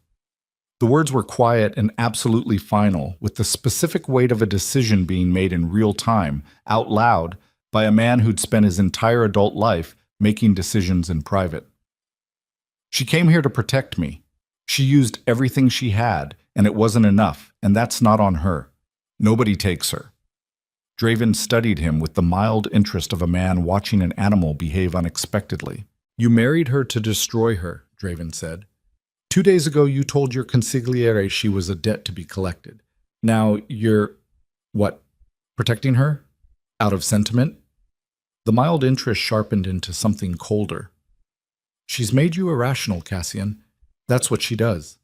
I designed her to do it. The word landed in Serafina's chest like a blade. Designed. She'd known it intellectually, known that Draven had arranged everything, the wedding, the timing, her placement in Cassian's life. But hearing it stated aloud in front of the man who'd spent the last 24 hours becoming the first person in years she'd trusted was a different order of injury entirely. She looked at Cassian. He was already looking at her. It doesn't change anything, he said, and she understood that he wasn't speaking to Draven. Draven's patience, never expansive, ran out in that moment. He nodded to the man standing behind Elena. The man produced a knife. Elena Moretti made no sound. She lifted her chin and stared at the opposite wall with an expression so deliberately composed that it broke Serafina's heart in a way she hadn't expected. The specific heartbreak of watching someone be brave for an audience that doesn't deserve it. The transfer, Draven said to Cassian. Your phone, now. Or I will demonstrate to you in very specific terms why sentiment is a liability in our world. Cassian's hand moved toward his jacket pocket. Serafina moved her hand toward her lower back. The Sig Sauer was still there, invisible, undetected. Because Draven's men had searched Cassian and Marco at the rear entrance. They hadn't searched her. Because she'd walked in through the front door. Because she was the prize. And Draven, who claimed to have built her, who claimed to know exactly how she thought, who had spent years cataloging every pattern she possessed, had made one single, catastrophic... She pulled the Sig in one motion. No hesitation, no warning. The safety was already off because she'd clicked it off in the SUV 400 meters away when she'd decided exactly how this was going to go. And the barrel was level with Victor Draven's shoulder before anyone in the room had processed that her hand had moved. She shot him. The crack of the unsuppressed weapon inside the metal building was enormous. A physical concussion that bounced off corrugated walls and slammed back into the chest like a fist. Draven spun left and went down to one knee, his right shoulder erupting backward, his perfectly pressed charcoal jacket tearing open in a ragged red flower just below the collarbone. He didn't scream. She'd expected him to scream. He didn't. He hit the concrete on one knee and one hand and made a sound that was more surprise than pain. The sound of a man encountering an outcome he'd removed from his calculations. The room exploded. Cassian came out of the chair before Draven hit the ground. He'd been waiting, she understood that now, reading it backward. He'd been tracking the micro-movement of her shoulders since she'd shifted her weight. And the moment the shot broke, he was already moving, left hand grabbing the wrist of the man behind him who'd been raising a weapon toward Draven's voice, right elbow driving back into the man's nose with a crack that dropped him sideways like a sack of wet concrete. Marco went low. He hit the floor and rolled left, taking the legs out from under the nearest guard. And by the time that man was falling, Marco had the man's weapon stripped from his hand and was coming back up with it leveled. 3 seconds. In 3 seconds, the room had gone from Draven's total control to something else entirely. Not chaos, not yet, but the tipping point between control and chaos, that razor-thin instant where everything is still possible in both directions. Then Draven's remaining men recovered. The first shot came from the far left, high, panicked, punching through a laptop screen and spraying plastic fragments across the equipment table. Serafina moved right, ducking below the line of the folding tables, and returned fire twice, suppressing, not aimed, buying the fractional seconds she needed to get behind the concrete support pillar at the room's center. She heard Cassian hit someone very hard, heard the specific sound of a body meeting a concrete floor with the kind of force that doesn't come from falling. "Elena," Cassian's voice, sharp and commanding, cutting through the noise. "I'm here." Elena Moretti's voice was steady, impossibly steady. "I'm fine, go." Serafina pressed her back against the pillar and looked across the room. She could see Draven from here, still on one knee, his right arm hanging useless, his left hand pressed against the wound with a pressure that was doing nothing for the blood spreading across his shirt in a dark, widening stain. His face was turned toward her with an expression she'd never seen on him before. Not anger, not calculation, pain. Raw, physical, human pain. The expression of a man who'd built an empire on the suffering of others and had just discovered he was made of the same destructible material as everyone else. She wanted to cross the room and put the second shot through his skull right then. She didn't. Because 2 of his guards were still active, one taking cover behind the communication array to her right, one circling along the left wall toward Cassian's position. And if she moved from the pillar, she gave both of them a clean line. "Cassian," she called. "Left side," he called back. He'd seen it too. "Right side is mine." A beat, then 3 seconds. She counted in her head. 1. She shifted her grip on the SIG, both hands, elbows in. 2. She pulled a breath and held it. 3. She stepped out from the pillar and moved right in a low, fast diagonal toward the communication array, while her peripheral vision registered Cassian exploding from behind the equipment table in the opposite direction.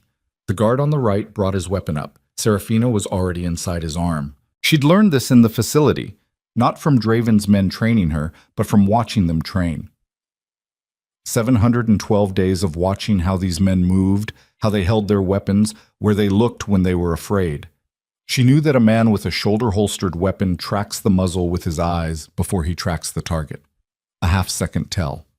Enough. She got a hand on the weapon, drove it up and wide, and the shot that came out of it went into the ceiling and punched a hole in the corrugated roof that let in a thin line of rain.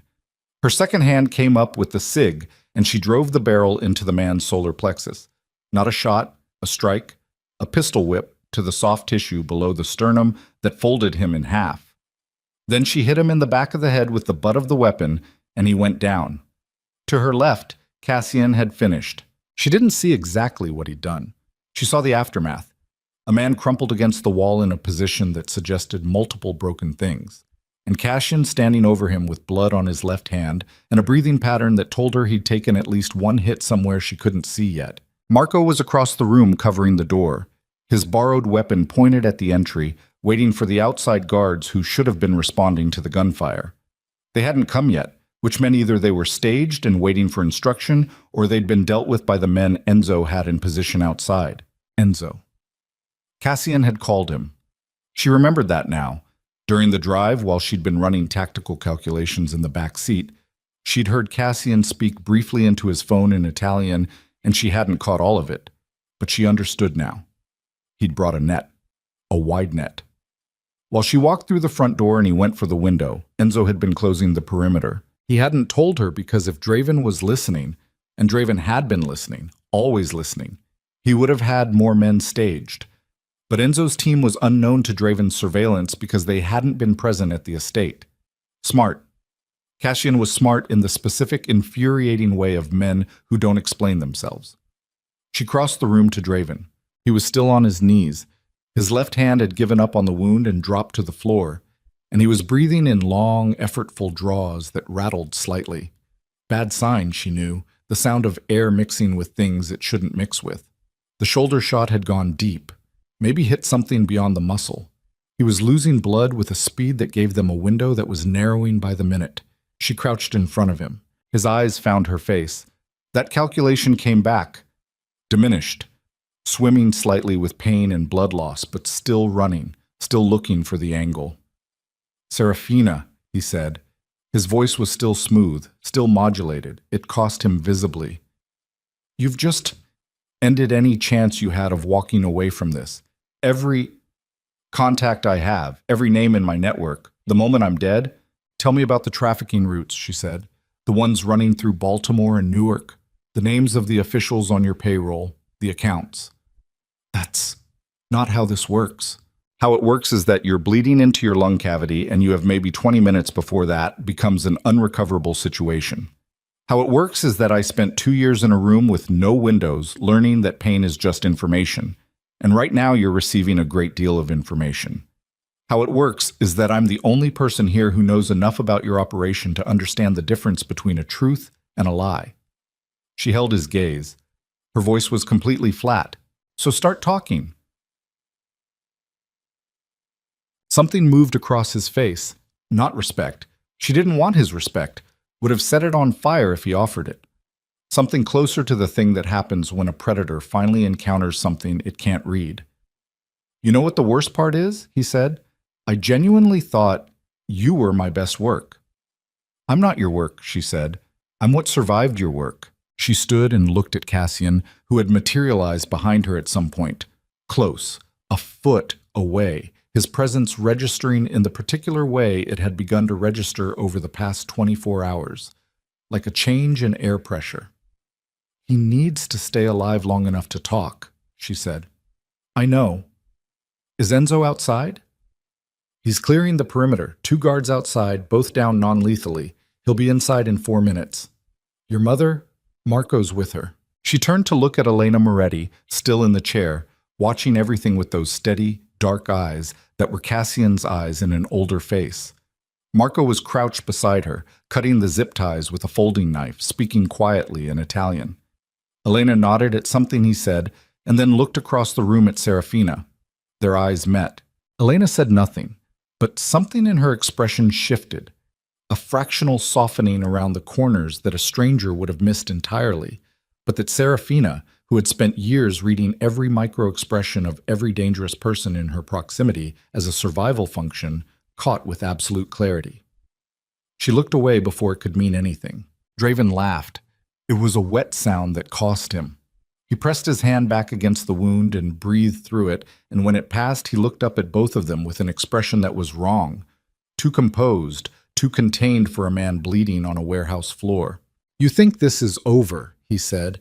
"You're both standing here thinking you've done something, but you haven't done anything.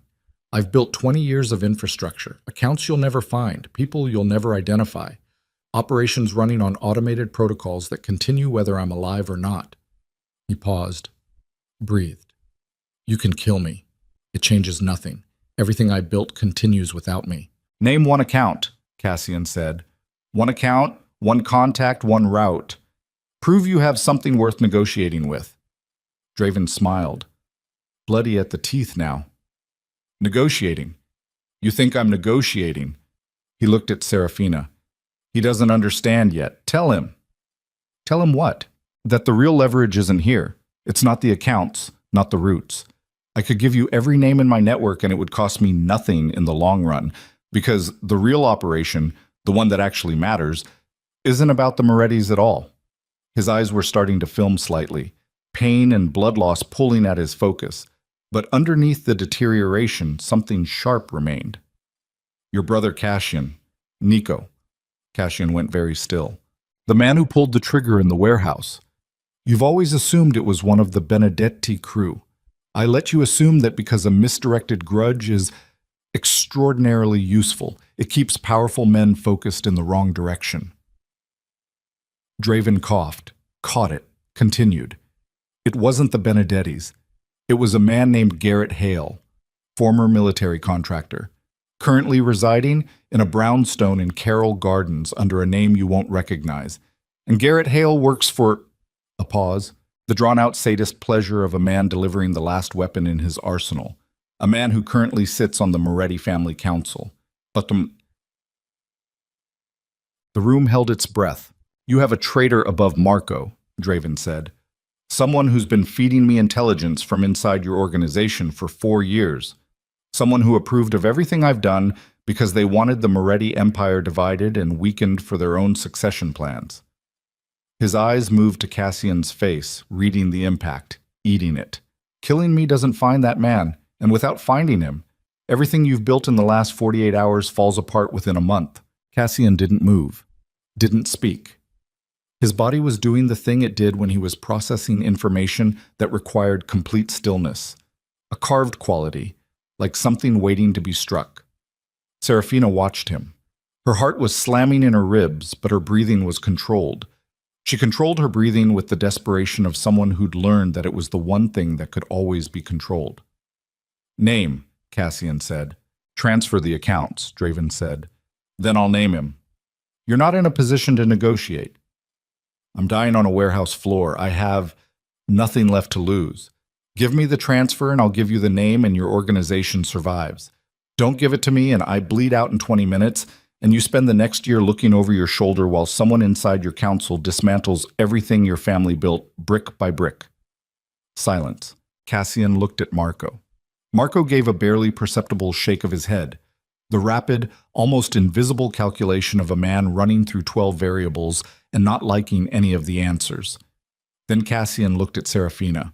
She understood what he was asking, not for tactical advice. He was asking whether Draven was telling the truth. He was asking her to read the man who'd built her and broken her and claimed to know her inside out, asking her to use what he'd done to her as a tool against him one last time. She looked at Draven's face, at his eyes, which were going glassy at the edges but still burning at the center with that specific quality she'd learned to identify in the facility. Not desperation, not performance. Truth. The last leverage of a man with no other currency. He's not lying, she said quietly. Cassian's jaw worked. His hand found the phone in his jacket pocket. Marco, he said, set up a dummy transfer account. Something that'll look legitimate for 30 seconds but route back to a frozen asset the moment he verifies. Can you do that? Marco was already moving. Give me 4 minutes. You have 2.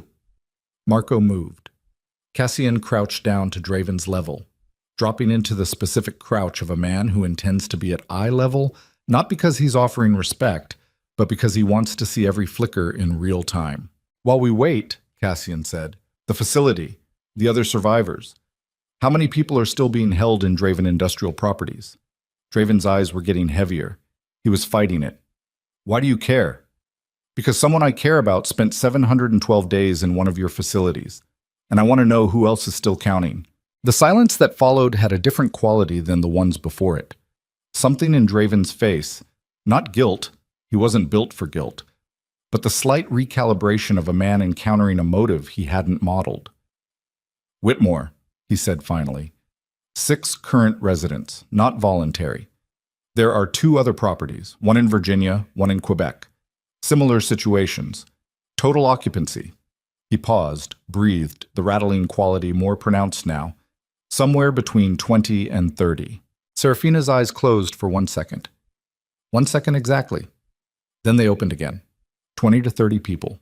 Somewhere between 20 and 30 people currently in the dark, counting days, learning the rhythm of their captor's footstep. She put it away. Sealed it. Later. It would be dealt with later, and it would be dealt with completely. And every single name on that list would see the outside of those buildings. But she couldn't carry it right now because right now she needed both hands. Marco looked up from his phone. Account set. 30-second verification window before the freeze kicks in. Maybe 45 if he doesn't look too closely. Cassian held his phone in front of Draven. Transfer confirmation is there, standard format, verify it.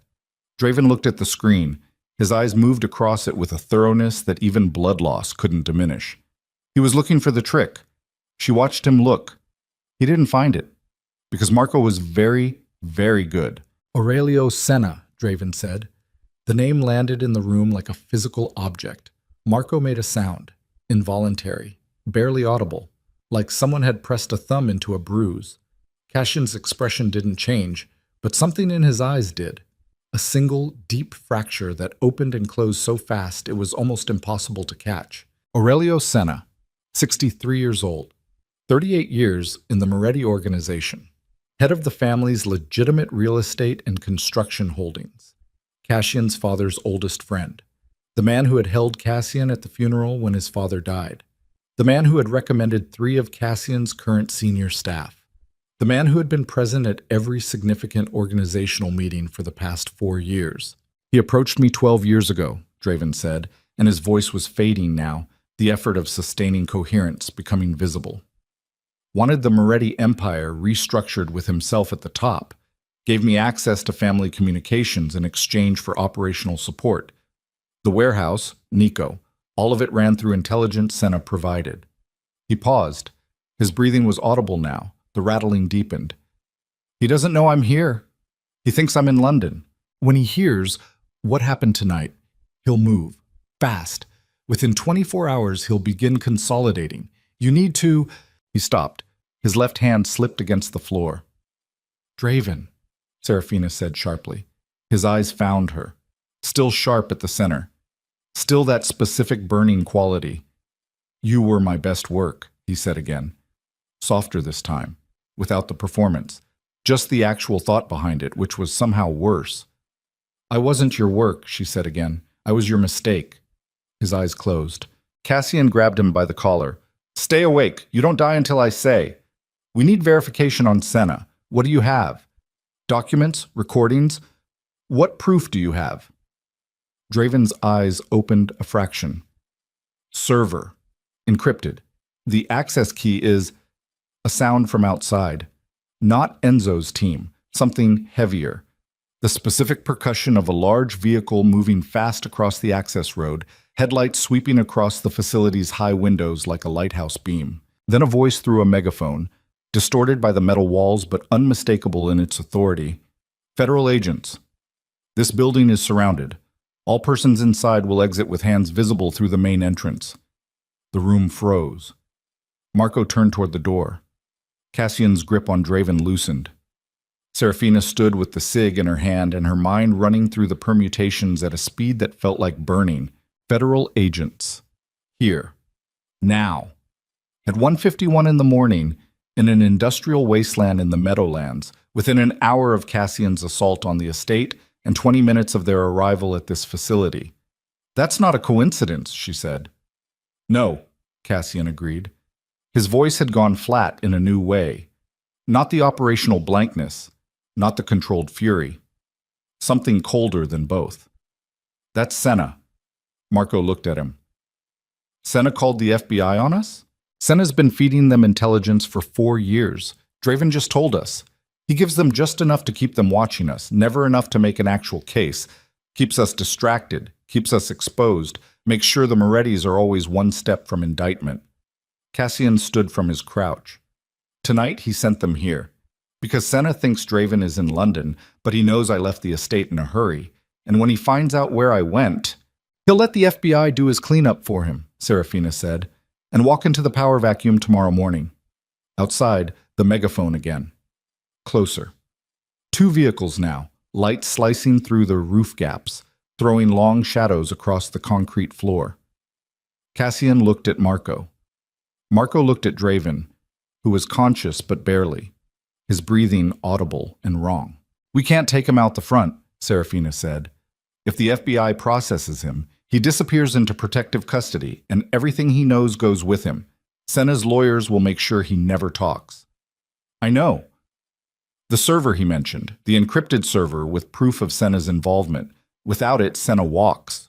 And with Draven in federal custody, Senna will have whatever access codes he needs destroyed within hours. I know. Cassian turned to her. In the strobing light from the windows, his face was all angles and shadow and blood. There was more blood on him now, she noticed, a darkening at his left side where his shirt was sticking to his ribs. He'd taken a hit during the fight that he hadn't mentioned. Of course he hadn't. Where's the server? I don't know. Think. You memorized everything about his operation. I memorized his patterns and protocols and what I could observe directly. A private encrypted server could be anywhere. A property, a safety deposit box, She stopped. Something surfaced. A memory from the facility. Late, deep in the second year, when they'd moved her briefly to a different room for maintenance on her regular cell.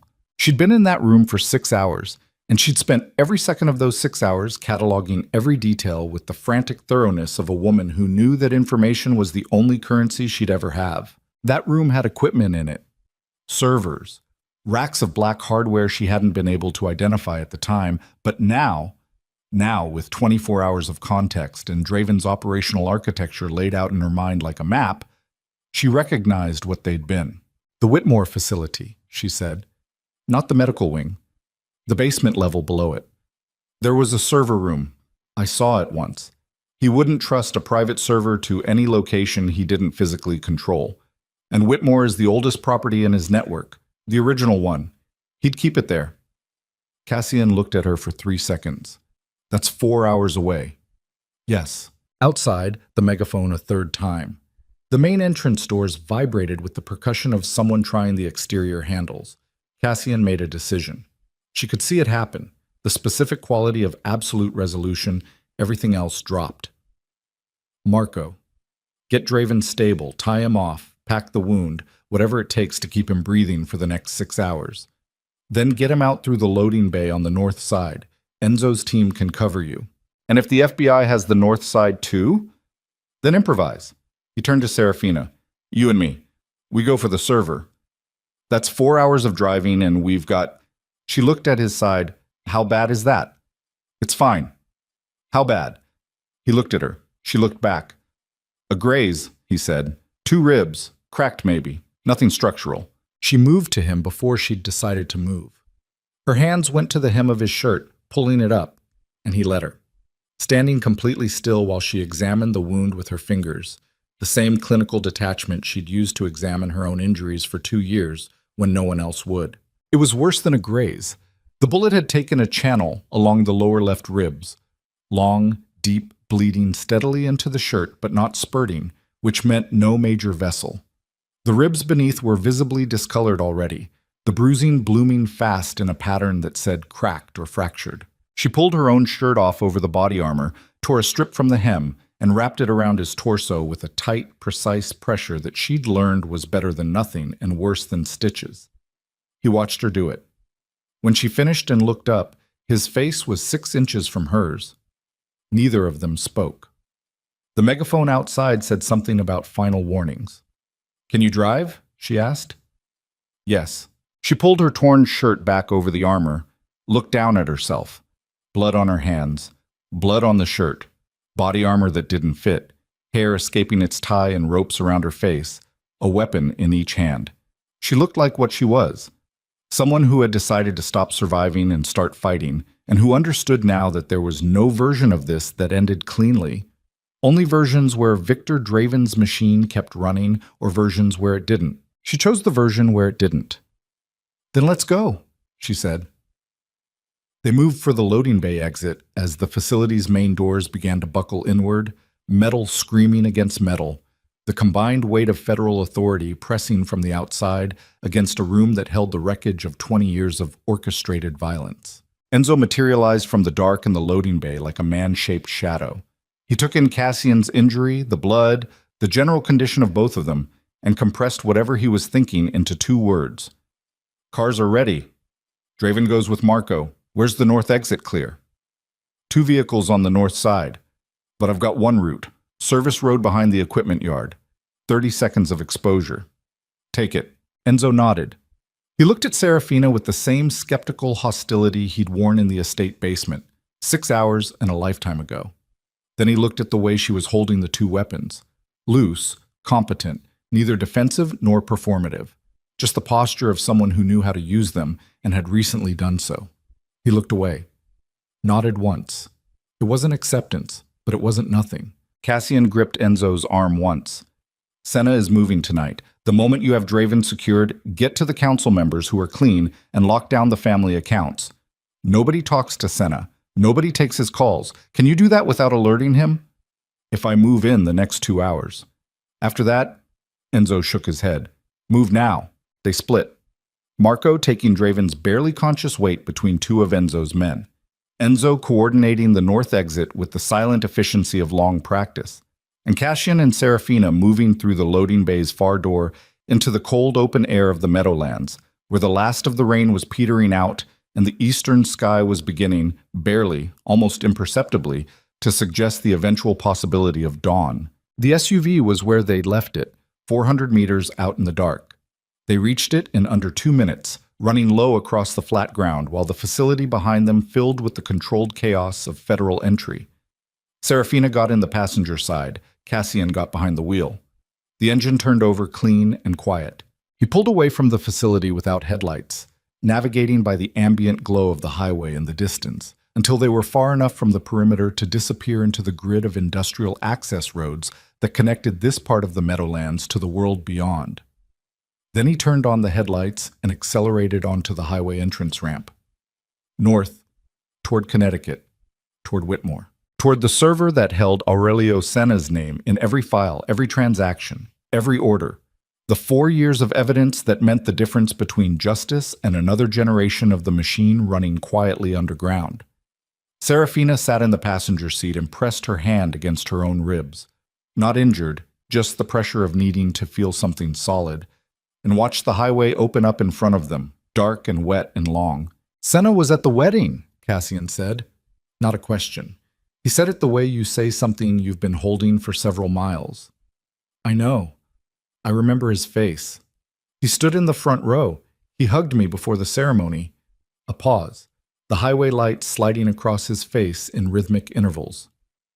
He told me Nico would have wanted to see me settled. Serafina said nothing. There was nothing to say to that. Cassian's hand tightened on the wheel. The speedometer climbed. The dark rushed past. 4 hours, she said finally. Less, he said. I'll make it less.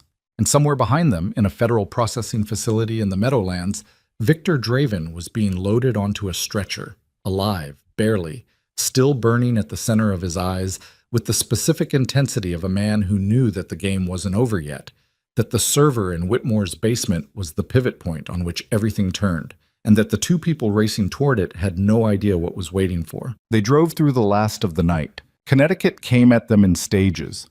First, the industrial flatlands giving way to highway corridors lined with chain motels and truck stops. Then the highway narrowing into state routes that cut through sleeping towns where the traffic lights blinked yellow on empty intersections. By 3:30 a.m., the landscape had shifted again, the towns thinning out into stretches of dark woodland broken by the occasional farmhouse set back from the road with a single porch light burning against the black. Serafina watched it all through the passenger window without speaking. She'd wrapped her arms across her chest. Not cold, just the habit of containment, the body folding inward during the spaces between crisis. Cassian drove with both hands on the wheel, his jaw set, the cracked ribs making themselves known in small, regular increments that he absorbed without comment every time the road shifted beneath the vehicle. He'd called Enzo twice. Both calls short, coded, confirmatory. Draven was in federal custody, alive, in surgery at a Newark trauma center. Marco had gotten him out through the service road before the perimeter closed completely. Enzo had locked down 3 of the family's primary accounts and reached 4 council members he trusted before Senna could move. Senna, as far as anyone could tell, was at his home in Westchester, unaware that the landscape beneath him had changed irrevocably in the last 2 hours. The clock was still running, just slower. "Tell me about Whitmore," Cassian said. It was the first time either of them had spoken in 40 minutes. His voice was lower than usual, roughened at the edges by pain and exhaustion and the specific quality of 3 a.m. honesty that darkness tends to produce. Serafina took a breath. She'd been preparing for this question for the last 40 miles, assembling the architecture of the answer, deciding what to include and what to leave in the sealed room where she kept things that couldn't be carried in open hands. The main building is 3 stories above ground, she said. It looks like a country estate from the road. Fieldstone, old trees, a gravel drive. The kind of place that belongs in a real estate brochure. Draven bought it 11 years ago and spent 2 years converting the infrastructure before he used it for the first time. What's the security layout? When I was there, 4 guards on the exterior perimeter, rotating in 2-hour shifts. The front entrance required biometric access, fingerprint, and retinal. Interior doors were key-coded. The basement levels were accessible only through an elevator that required a separate key card. You won't have the key card. No. But I know where the maintenance shaft is. Every building this old has one, a service access route that predates the modern security installation. Draven sealed the obvious ones. He didn't seal all of them because he didn't know about all of them. I found it in the 4th month. Cassian glanced at her. You found an unsecured maintenance shaft and didn't use it to escape. I used it to listen. There was a ventilation junction 20 feet in that sat directly above Draven's private office, on the sub-basement level. I could hear everything he said for 3 weeks before they moved me to a different wing. She paused. That's where I learned about Senna. I didn't know the name then. I knew a voice and certain specific phrases. But the voice matched what I heard tonight. The car was quiet for a moment. You've been carrying Senna for 2 years, Cassian said. I've been carrying a voice. Tonight it became a name. Another stretch of highway. The trees crowded close on either side, their canopies blocking the sky, creating a tunnel of dark that the headlights barely dented. Serafina watched a road sign slide past. Litchfield County, 11 miles. The residents Draven mentioned, she said. The 20 to 30 people currently in his facilities. After tonight, after Whitmore, someone needs to go to the Virginia and Quebec properties. They'll be handled. I need to know that specifically. Not just handled, located, extracted, provided with actual support, not transferred to another institution that functions the same way. I need to know their names and their outcomes. Cassian looked at her again. Longer this time. I'll make sure of it personally, he said. She nodded, faced forward. That was enough. Not because she fully trusted it, but because she'd learned the difference between a performance of reassurance and a statement of intent, and what he'd just said carried the weight of the second. They reached the Whitmore Recovery Center at 4:47 a.m. The facility sat back from a narrow county road behind a wrought iron gate and an avenue of old oaks that had been there long before Draven bought the property and would be there long after. The gatehouse was dark. The perimeter lights were on their automated overnight cycle, low amber fixtures set into the ground along the drive, casting just enough light to make the darkness between them more complete. Cassian stopped the SUV half a mile back, off the road, in the concealment of a farm access track that ran along the property's east boundary. They sat for a moment. How many residents currently? He said. If Draven said 6. 6 in the main building, possibly more in the annex, a secondary structure behind the main building that they added in the last 18 months of my stay. I don't know its capacity. Guards, reduced overnight staff. Draven runs minimum overnight coverage because the facility's remote location and the sedation protocols eliminate the need for active supervision. 2 guards exterior, 2 interior, 1 medical staff member awake at any given time. Armed? The exterior guards, yes. Interior carries sidearms only. The medical staff is not armed. Cassian checked his weapon. She checked both of hers. The SIG at her back, the 9mm at her hip. The maintenance shaft entrance is on the east boundary, she said, near the old equipment shed. There's a concrete access panel in the ground. You'd walk past it 100 times without recognizing it. I'll find it. We go together. She didn't argue. They moved through the tree line along the property's east boundary on foot, using the oaks for cover, their footsteps absorbed by the wet leaf litter that hadn't dried from the earlier rain. The sky was beginning to lose its pure black at the eastern edge. Not light yet, but the suggestion that light was remembering it existed. 4:55 a.m. The equipment shed materialized from the dark 30 yards ahead. A low stone structure, older than the main building, its wooden doors warped shut from years of moisture.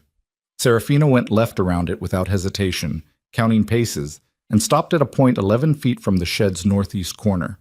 She crouched and pressed her palm against the ground. Leaves, wet soil, the cold bite of stone beneath. She cleared leaves with her hand. An 8-inch lip of concrete. She found the edge with her fingers, traced it. The access panel was 2 feet by 2 feet, flush with the ground, its handle rusted to the color of soil. It opened.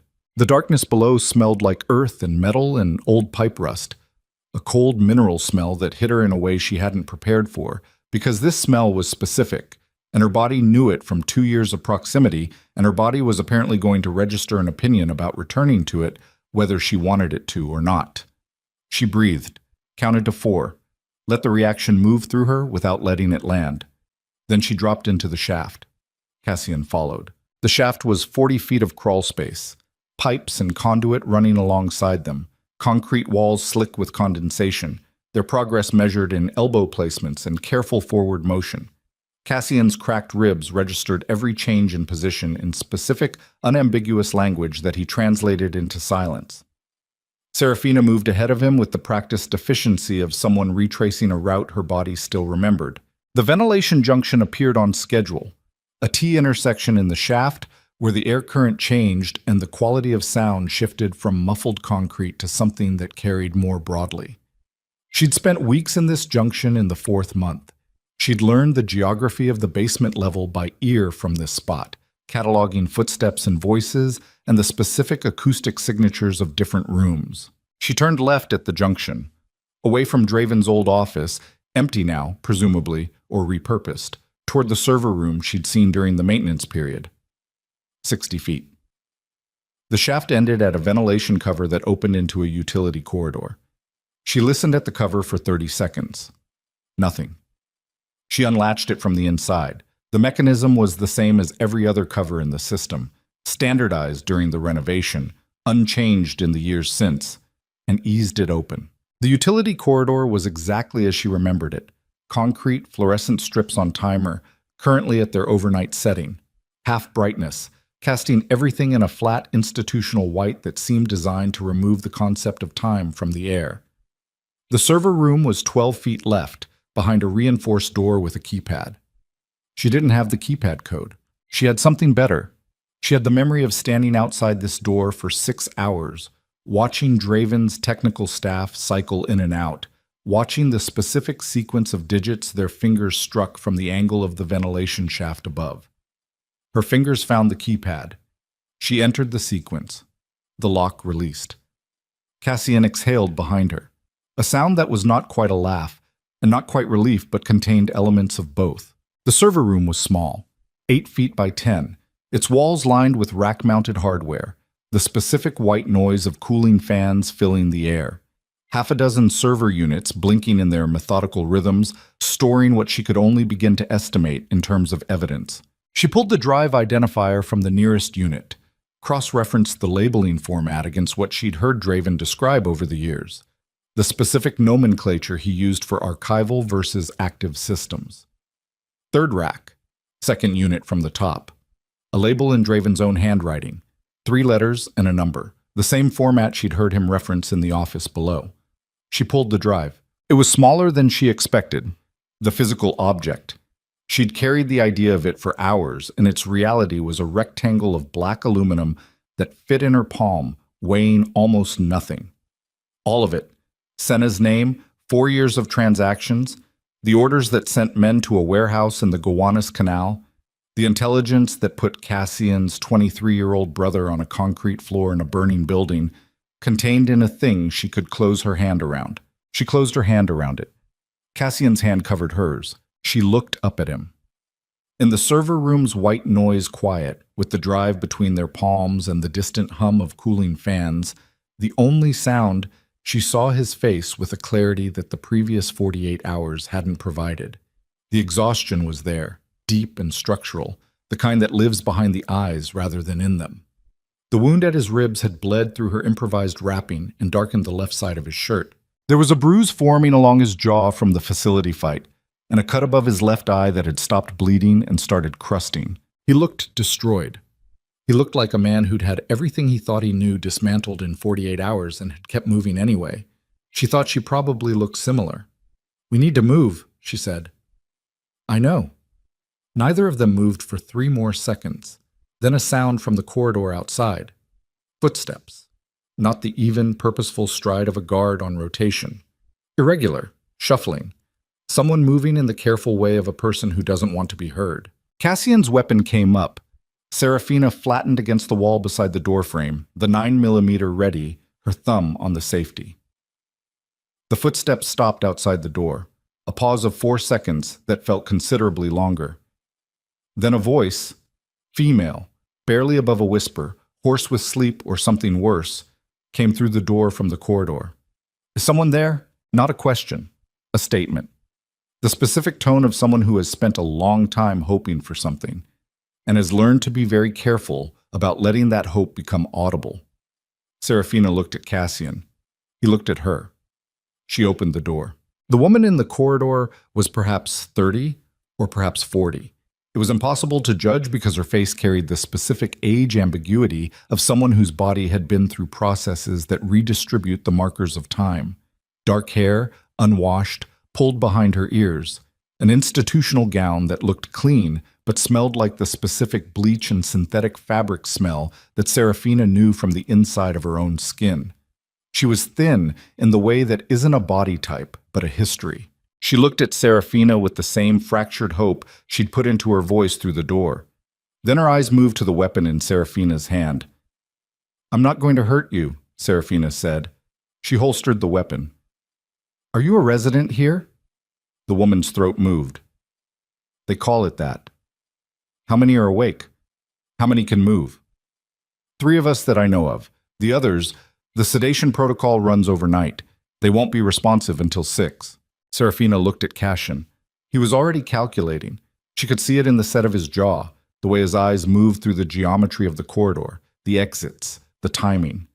"We can't take them all right now," he said quietly. Not callously, just the truth of it. "Not with 2 guards active inside and the perimeter watch. If we trigger an alarm before we're clear—" "I know," she said. And she did know. She knew, and it cost something she didn't have a word for, to know it and accept it and continue anyway. "We're coming back. Today. With people. Before noon." She turned to the woman. "What's your name?" "Diane." "Diane, I need you to go back to your room. Don't tell anyone we were here. In a few hours, people will come.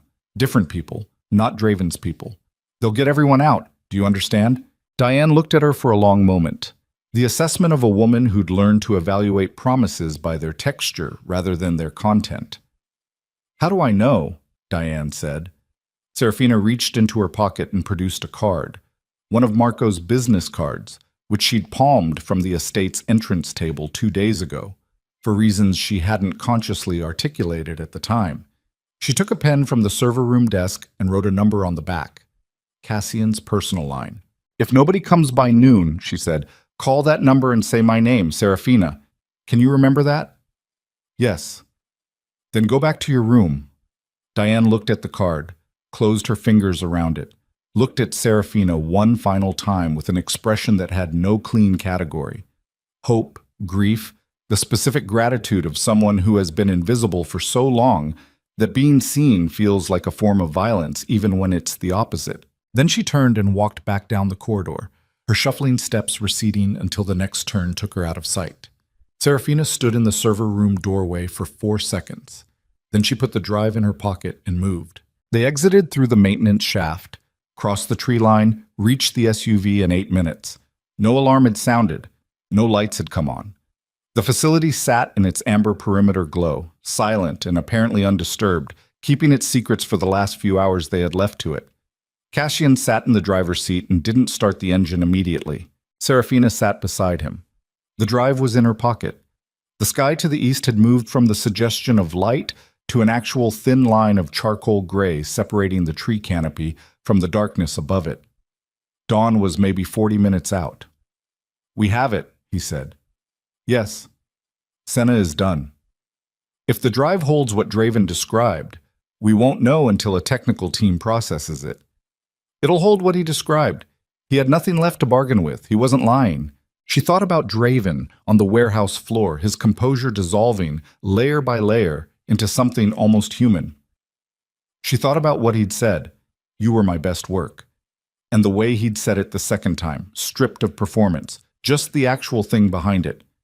The possessive pride of a man who'd built something extraordinary and could not comprehend that the extraordinary thing had turned against him precisely because of what he'd built into it. She thought about that for a long time after.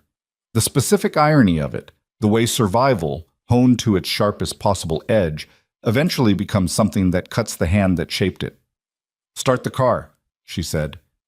He started the car. They drove south through the spreading dawn in a silence that was different from the silences before it. Not tactical, not the quiet of two people managing proximity. Something that had settled, not peacefully. Nothing about any of this had arrived at peace, but with the specific quality of a storm that has fully passed, leaving behind wreckage that can finally be surveyed. At 6:12 a.m., Cassian called Enzo. "Send a team to Whitmore Recovery Center in Litchfield County. Full team, medical support, transport vehicles. 6 confirmed residents, possibly more. Get them out before noon and get them into legitimate medical care. Not a family facility, a real hospital with real doctors who are not on the payroll. I'll deal with the legal architecture afterward." He listened for 30 seconds. "I know it's complicated. Do it anyway." He hung up, drove another 10 miles. Then, without preamble, Aurelio Senna came to my father's hospital when he was dying. He sat by his bed for 3 days. He held his hand. A pause. The highway was waking up around them now. Early trucks, the first commuters, the city beginning its daily assertion that the night had never happened. My father trusted him more than almost anyone. Serafina said nothing. She understood that some things require an audience rather than a response. "I trusted him," Cassian continued. "Not the way my father did. I don't trust the way my father did. But enough. Enough to include him in decisions that mattered. Enough that his voice in certain meetings carried weight it shouldn't have carried. He was careful about it," Serafina said. "From what I heard, he never pushed, never advocated too strongly for any single direction. He just redirected. Subtly. The way water redirects through the path of least resistance. You don't notice it's been redirected until you look back at where you started. That's how he survived 4 years without anyone suspecting. Yes. Including me." The words sat on the air with their full weight. She didn't try to lift them off. "We all have the people we don't look at closely enough," she said finally. "The ones we've decided we know, so we stop checking. Draven counted on that. He counts on it everywhere. The entire infrastructure of what he built is constructed on the assumption that people stop looking at the things they've already categorized." Cassian's hand adjusted on the wheel. A small movement. A recalibration. "And us?" he said. The question was specific. She understood exactly what it was asking. "I don't know what we are," she said. 2 days ago, you married me to destroy me. Yesterday, you handed me a weapon. This morning, we drove 4 hours through a crime scene to steal evidence from a man who tortured me for 2 years. I don't have a category for that. Neither do I. Then maybe we don't need one yet." He looked at her. Brief. "Just a second," Highway demanded his eyes back immediately. But in that second, she saw something she'd seen only in fragments before, always sealed over before it could become legible. Something that had been building beneath the controlled surface of him since the moment he'd found the scars on their wedding night and stood speechless in the lamplight of the master suite. Something that looked in its raw form like the specific terror of a man who has learned to build walls and has just realized the walls are porous. She knew the feeling. She'd lived in it for years. "Drive," she said quietly. He drove. They reached the estate at 7:44 a.m. It looked the same from the outside. Iron gates, stone walls, the old oaks beginning to catch the morning light in their upper branches. But inside was where the previous night's violence had rearranged the furniture of the ordinary. Marco met them at the service entrance. He looked like a man who'd been awake for 26 hours and had metabolized every one of them through caffeine and controlled fury. He took in Cassian's wound, the blood on both of them, The general condition of two people who had driven through the night after a gunfight and a covert extraction, and compressed his assessment into a single look that communicated both relief and exasperation with the economy of long familiarity. "Draven's in surgery," he said. "Stable. Federal custody. They don't know who he is yet. He had false identification when he was processed, and his biometrics aren't in any domestic database. We have maybe 48 hours before someone makes the connection." 48 hours is enough, Cassian said. He produced the drive from Serafina's pocket. She'd handed it to him in the vehicle and held it out to Marco. "Get your best technical person on this. I need a verified copy of every file on this drive in my hands before Draven's identity surfaces. And I need Senna's transactions isolated and packaged for a federal contact I trust. Not someone in his pocket, someone clean." Marco took the drive, looked at it. "Aurelio Senna." Yes. Marco was quiet for a moment. He was 62 years old and had been Marco De Luca of the Moretti organization since his 20s. In that time, he'd seen men he respected prove themselves to be other things. He'd been wrong about people before, but there was a particular quality to being wrong about Aurelio Senna that lived in the room with them now. Not just the organizational betrayal, but the human one. The specific cost of a friendship that had been a fiction. "I'll get it processed," Marco said. His voice was very controlled. "The council?" Cassian asked. "Locked down. 4 members confirmed clean. 2 I'm still uncertain about. Senna had time to build relationships, and I don't yet know how deep they run. Senna himself hasn't moved. He's at his house. Presumably, he doesn't yet know what happened at the Meadowlands last night. He will by noon. I know. We need to move on him before then." "Arrest or—" "Arrest," Cassian said. The word came out without pause, without the calculation that might have preceded it a day ago. "Legal, formal, federal charges through the clean contact with the evidence on that drive. I'm not going to be Draven. I'm not going to make him disappear. I want him in a courtroom." Marco studied him. The slight change in emphasis, the specific way Cassian had said, "I'm not going to be Draven," registered as something more than a tactical decision.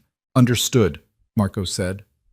He looked at Serafina, briefly, with an expression that had softened fractionally from the outright hostility of the previous night. "There's a doctor in the kitchen, for the ribs. Elena asked me to make sure you were both seen to before anything else happened." Serafina looked past him toward the house. "Elena is here? She came back with Enzo's team 3 hours ago. She said she'd lived in this house for 40 years, and she wasn't going to let a man in a warehouse tell her otherwise." A pause. "She also said she'd like to speak with you. When you're ready." Serafina absorbed this without expression. Then she nodded once and went inside. The doctor was competent and mercifully quiet. He cleaned and stitched Cassian's side in 20 minutes, delivered a verdict of 2 cracked ribs and a recommendation for rest that everyone in the room understood was theoretical, and departed with the discreet efficiency of a man accustomed to providing medical services in circumstances he wasn't supposed to remember. Elena Moretti was waiting in the sitting room off the main hall. She was seated in a high-backed chair by the window, already dressed and composed despite everything. Dark wool, silver hair pinned back, the specific unassailable dignity of a woman who has made a philosophy of being composed. She held a cup of tea in both hands and watched Serafina cross the room with eyes that were, unmistakably, her son's. Serafina sat in the chair across from her. They studied each other for a moment. "I'm told you shot Victor Draven," Elena said. "Yes, and drove 4 hours through the night to retrieve evidence that will dismantle his operation." "Yes." "And that you walked into his facility voluntarily, knowing he intended to keep you." "Yes?" Elena set her teacup down with a precise, deliberate movement. "My son married you to hurt you," she said. "Not as an accusation, as a stated fact, the kind that requires acknowledgement before anything else can be built on top of it." "Yes," Serafina said. "He told me 2 months ago when the arrangement was finalized that the Vale name owed the Moretti family a debt and that he intended to collect it in full." Elena's hands folded in her lap. "I told him that his father would not have recognized that logic. Domenico spent 30 years building this family's power, and he always said that power built on other people's suffering was a structure with no foundation. He said it so many times that I stopped hearing it. She paused. I heard it again last night. Serafina said nothing. She watched Elena's face with the careful attention she'd brought to every person who'd ever held power over her circumstances. I want to ask you something, Elena said, and I want you to understand that I'm asking it without any expectation of a particular answer. You've earned the right to whatever answer is true. Ask. Do you want to be here? Not the circumstances, not the arrangement, not what it became in the last 48 hours. You. Do you want to be in this house? With this name? With everything that comes with it? The question landed in Serafina's chest and sat there. She thought about the estate in Connecticut with its wrought iron gates and its amber perimeter lights, and its 20 to 30 people currently counting days in rooms without windows. She thought about Diane in the corridor, her hand closing around the card. She thought about the drive, sitting in Marco's hands, containing the architecture of everything that had been done to her, and to Cassian, and to Nico, and to her father, and to however many other people Draven and Senna had needed for their machine. She thought about Cassian in the server room, his hand covering hers over the drive. She thought about standing in the lamplight on the wedding night with her back to him, waiting for him to see the scars, and the specific sound his silence made when he did. I don't know what I want yet, she said. I've spent 2 years surviving what I was told to endure, and the last 48 hours surviving what I chose to fight. I haven't had enough time in between to locate the person who wants things. Elena looked at her for a long moment. Something moved across her face that was not pity. Serafina would have closed down against pity immediately, and Elena seemed to understand this, but something more precise.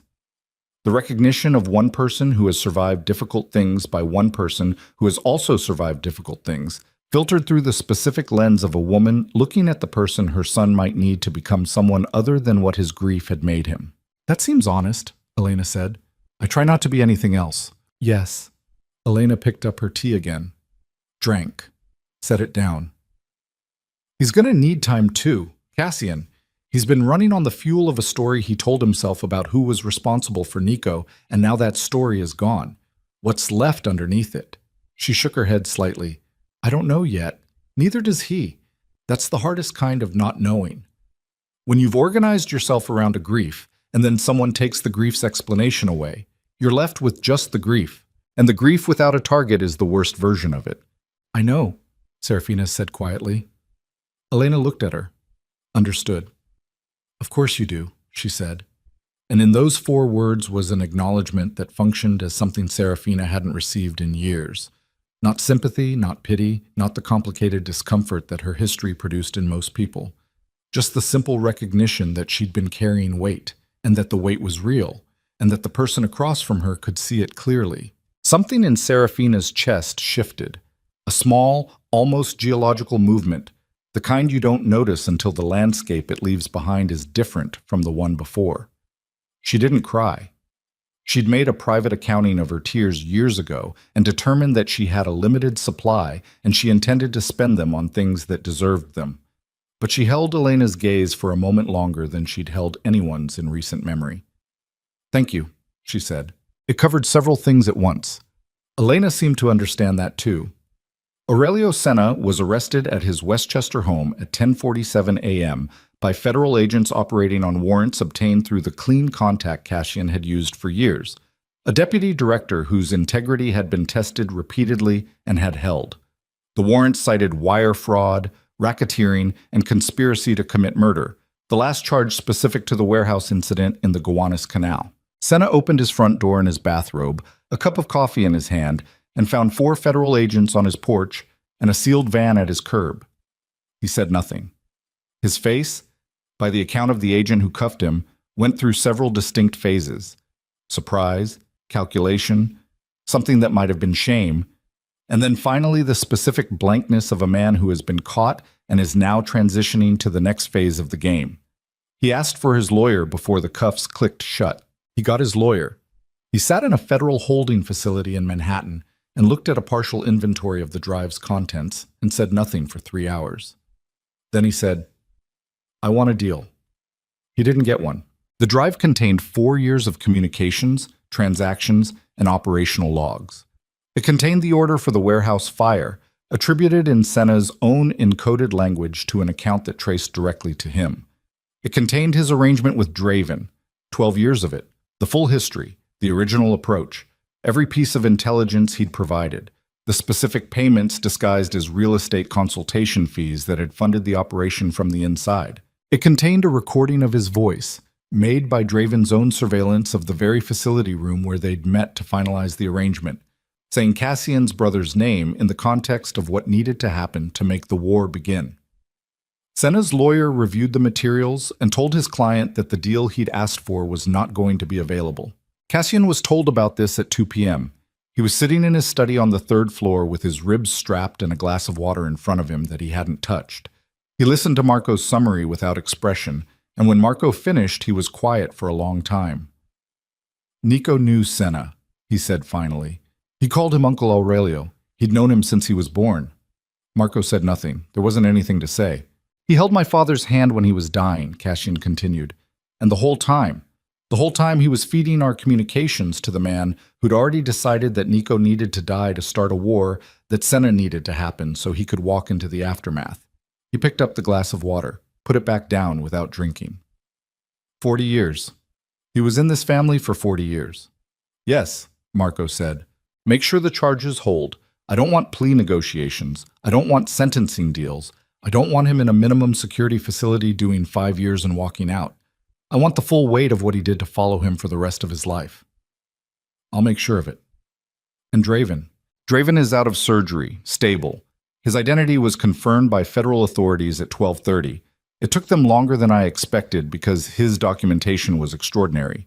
He's now in federal custody under his real name, and the charges being assembled based on the drive contents are, Marco paused, searching for the right frame, significant. His legal team is already mobilizing, but the evidence volume is substantial, years of trials. He'll try to deal. He'll try. The federal contact says there's no appetite for it. Too much visible, too many agencies involved now that his name is confirmed. Draven in a courtroom is useful to too many people. Cassian nodded. He looked at the window. The city beyond it was moving through its afternoon in full indifference to everything that had happened in the last 36 hours. Its million private transactions proceeding without awareness that the infrastructure of one significant piece of their world's underside had been cracked open in the dark. The Whitmore residence, he said. Enzo's team extracted 6 individuals at 11 a.m., all transferred to Litchfield County Medical Center. The facility is currently under state police seal pending federal involvement. The Virginia and Quebec properties were flagged to the relevant authorities through the clean contact at 1 p.m. Extraction operations are being coordinated. Names and outcomes. I want them reported to me directly. I understand. Marco paused at the door. He turned back. Cass. Cassian looked up. You did the right things, Marco said. Starting from the moment you walked away from her last night instead of... He stopped.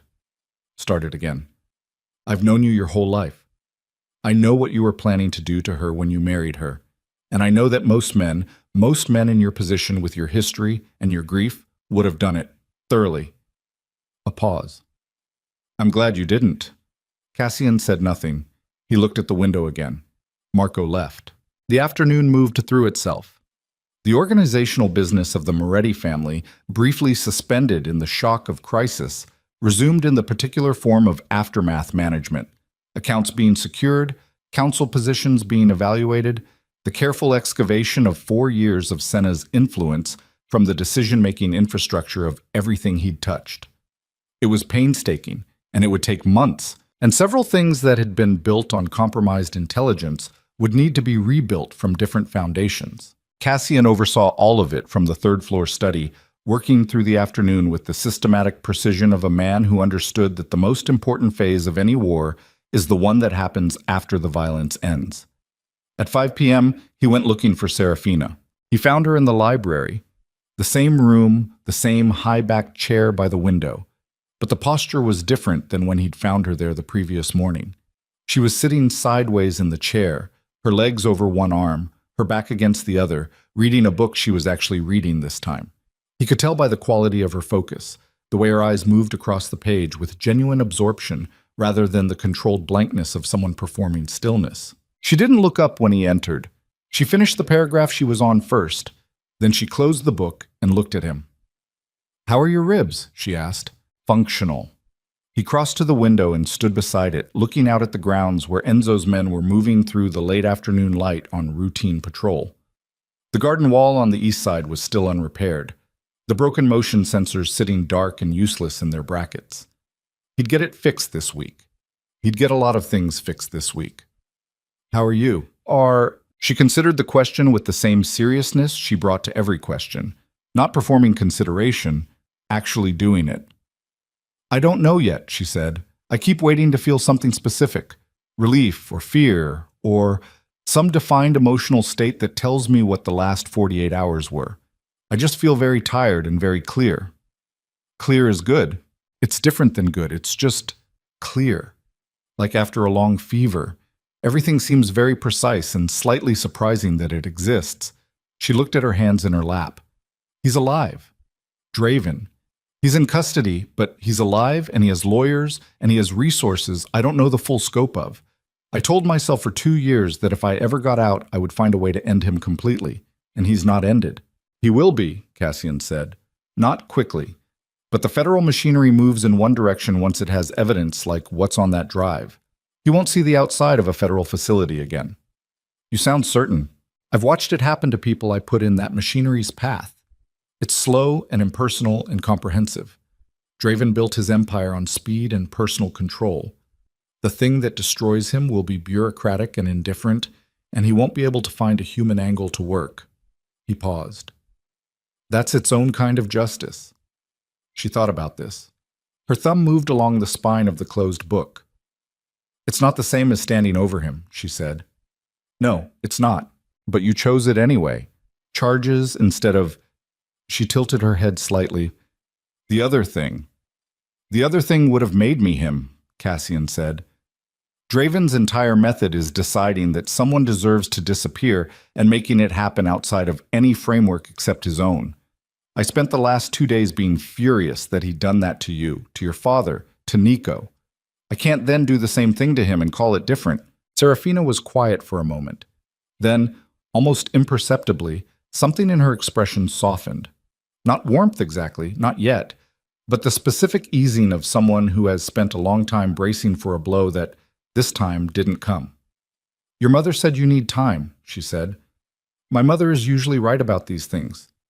She said the grief without a target is the worst version. Cassian was quiet.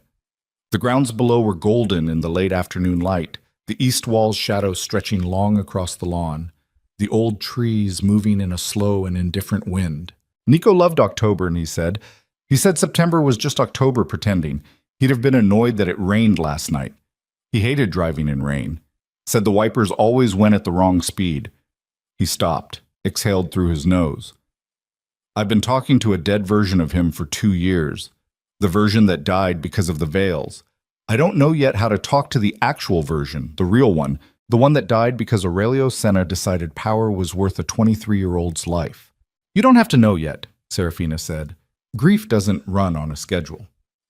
"Says the woman who sealed hers in a vault and ran operations on it." "Yes, and notice that the vault cracked last night anyway. All sealing it did was preserve it at maximum pressure until something gave way." He turned from the window to look at her. She met his eyes without flinching, that amber-flecked steadiness that had been one of the first things he'd registered about her.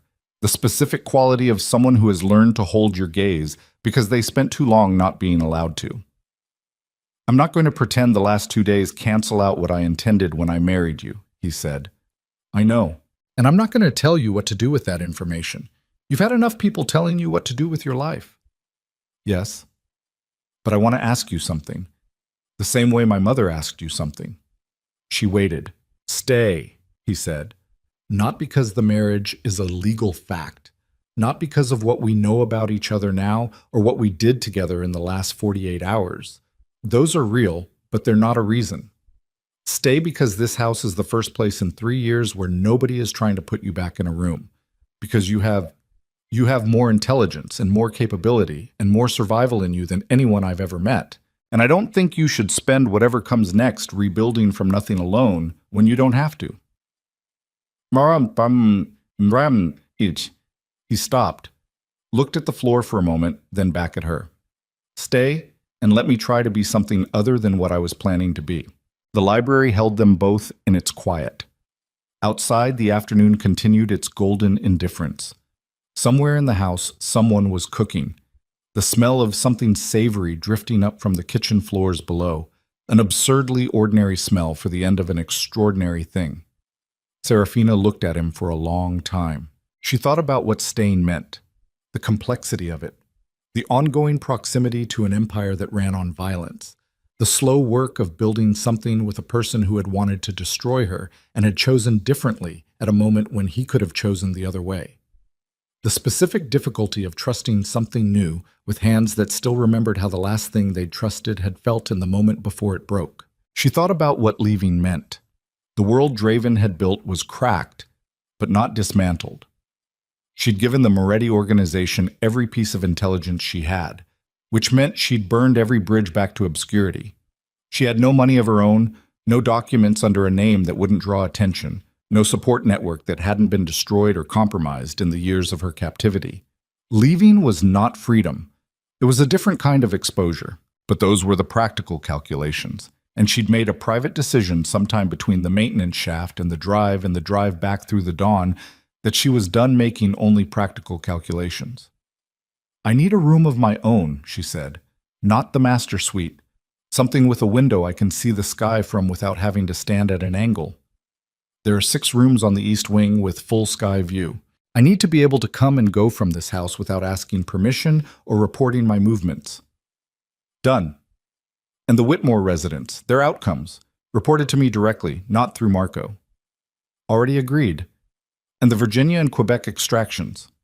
I'll add you to every update. She looked at him. He looked at her. The negotiation of 2 people who had both spent their lives in worlds where terms mattered, because terms were the only architecture that held when everything else gave way. Then yes, she said. I'll stay. The months that followed were not easy. Nothing about rebuilding is easy, and what Cassian and Serafina were rebuilding was more than a marriage. It was 2 people who'd been structured by their respective histories into shapes that didn't naturally fit together, working against those shapes with the patient, sometimes brutal effort of people who'd decided that the alternative was worse. There were nights when the nightmares came back for Serafina, the room without windows, the numbered days, the sound of the door. And Cassian learned not to touch her when she woke in the dark, learned instead to sit at the edge of the bed and speak in a low, even voice about ordinary things until the architecture of the present reasserted itself over the architecture of the past. He learned this by doing it wrong first and accepting the correction and doing it right after. There were mornings when Cassian sat in his father's chair in the study and looked at the framed photograph of Nico that had lived on the desk for 2 years, and the grief moved through him differently now, less like fuel and more like weather, arriving and passing, still painful but no longer organizing his entire internal landscape around itself. He understood this was Serafina's work as much as his own, the specific influence of someone who had survived catastrophic loss without letting it become identity. The Moretti organization changed, not overnight, not without friction, but Cassian had always run his empire with precision rather than cruelty, and with Draven's machine dismantled and Senna's influence excavated from the infrastructure, the specific pressure that had been warping the organization's decisions for 4 years was gone. What remained was complicated and morally impure and would never be anything else, but it was his, and it was honest about what it was, which is a different kind of thing from what Draven had built. Serafina became the mind behind certain of its transformations. Not the visible face, she had no interest in the visible face, but the intelligence behind decisions about information, about vulnerabilities, about the specific ways that organizations compromise themselves from the inside. She'd spent 2 years learning those patterns from the most accomplished practitioner of them she'd ever encountered, and she spent the next year using what she'd learned to build walls instead of tunnels. Victor Draven entered the federal court system in January and did not emerge from it. The trial was 18 months and produced a verdict that was comprehensive. His legal team was excellent, and it wasn't enough because the evidence was overwhelming and the number of agencies involved made witness suppression impractical. He was sentenced at 61 years old to terms that, assembled end to end, exceeded his remaining life expectancy by several decades. He said nothing in the courtroom when the verdict was read. His expression, observed by the reporters present, was described variously as composed, contemptuous, and stunned. None of these descriptions captured what Serafina, watching the pool footage in the library, recognized in his face. She recognized it because she'd worn it herself, in a different context after a different kind of defeat. The specific look of someone realizing that the thing they built to protect them was the thing that undid them. She closed the laptop and sat with it for a while. Then she stood up and went to find Cassian. She found him on the terrace off the second floor, looking out at Manhattan's skyline in the late afternoon of a December day that had produced, improbably, 20 minutes of genuine golden light before the clouds closed back over it. The city glowed beneath the light in the specific way it glows when the sun hits the glass at the right angle, 1,000 windows catching fire simultaneously, the whole skyline briefly luminous. He heard her come out and moved slightly to the left on the terrace railing, making room. She stood beside him, their shoulders almost touching, the familiar distance of two people who had negotiated proximity over months into something that was neither performance nor avoidance. "The verdict," she said. "I heard." Below them, the city moved through its ordinary life in full ignorance of what had been decided in a federal courtroom on its behalf. Taxis, pedestrians, the complicated human metabolism of a city that has survived everything it's ever encountered, and will survive this too, without knowing it happened. "How does it feel?" he asked. She thought about it honestly. "Smaller than I expected. The thing I've been carrying for 3 years. I thought when it was over it would feel large. It feels precise, like setting something down. Is that good?" "I think so. I think large feelings are for things that are still happening. This is done." She looked at the skyline.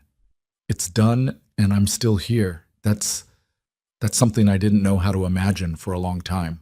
He turned to look at her profile. She felt it without turning. "The scars," he said. She looked at him then. "I saw them the first night," he said, "and I've thought about them every day since. Not the way I thought about them that first night, which was, I was in a state that I'm not proud of. But every day since, I've thought about the specific fact that you carried all of that, every day for years, and still walked into every room like the room was going to have to adjust to you rather than the other way around." He paused. "I don't know what to call what I think about that. But it's not nothing. Serafina was quiet for a moment. "Cassian," she said. "Yeah. I'm going to tell you something that I've been holding for a while because I couldn't determine whether saying it out loud would break it." He waited.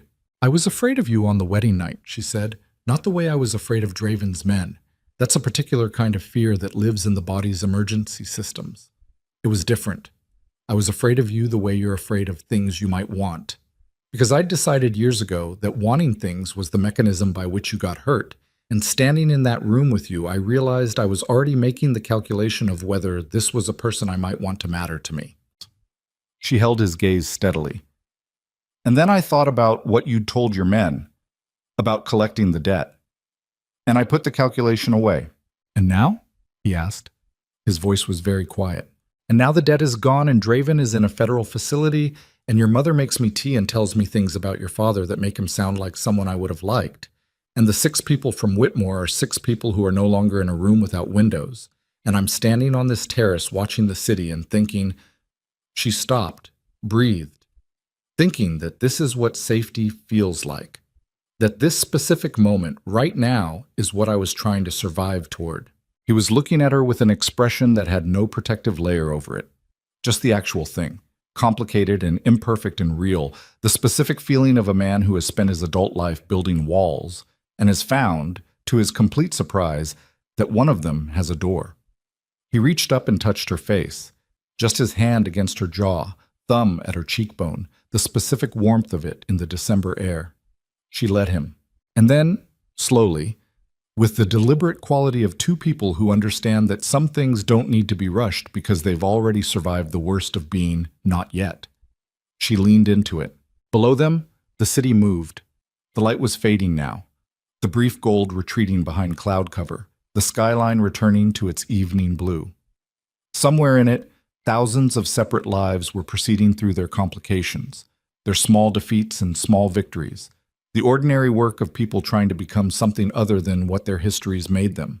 The terrace held them in its quiet. Manhattan burned beneath them like something alive, and for the first time in her life. Not as a strategy, not as a survival calculation, not as the performance of a person who has learned to pass as unbroken, Serafina Vale felt simply and completely that she was exactly where she had fought to be.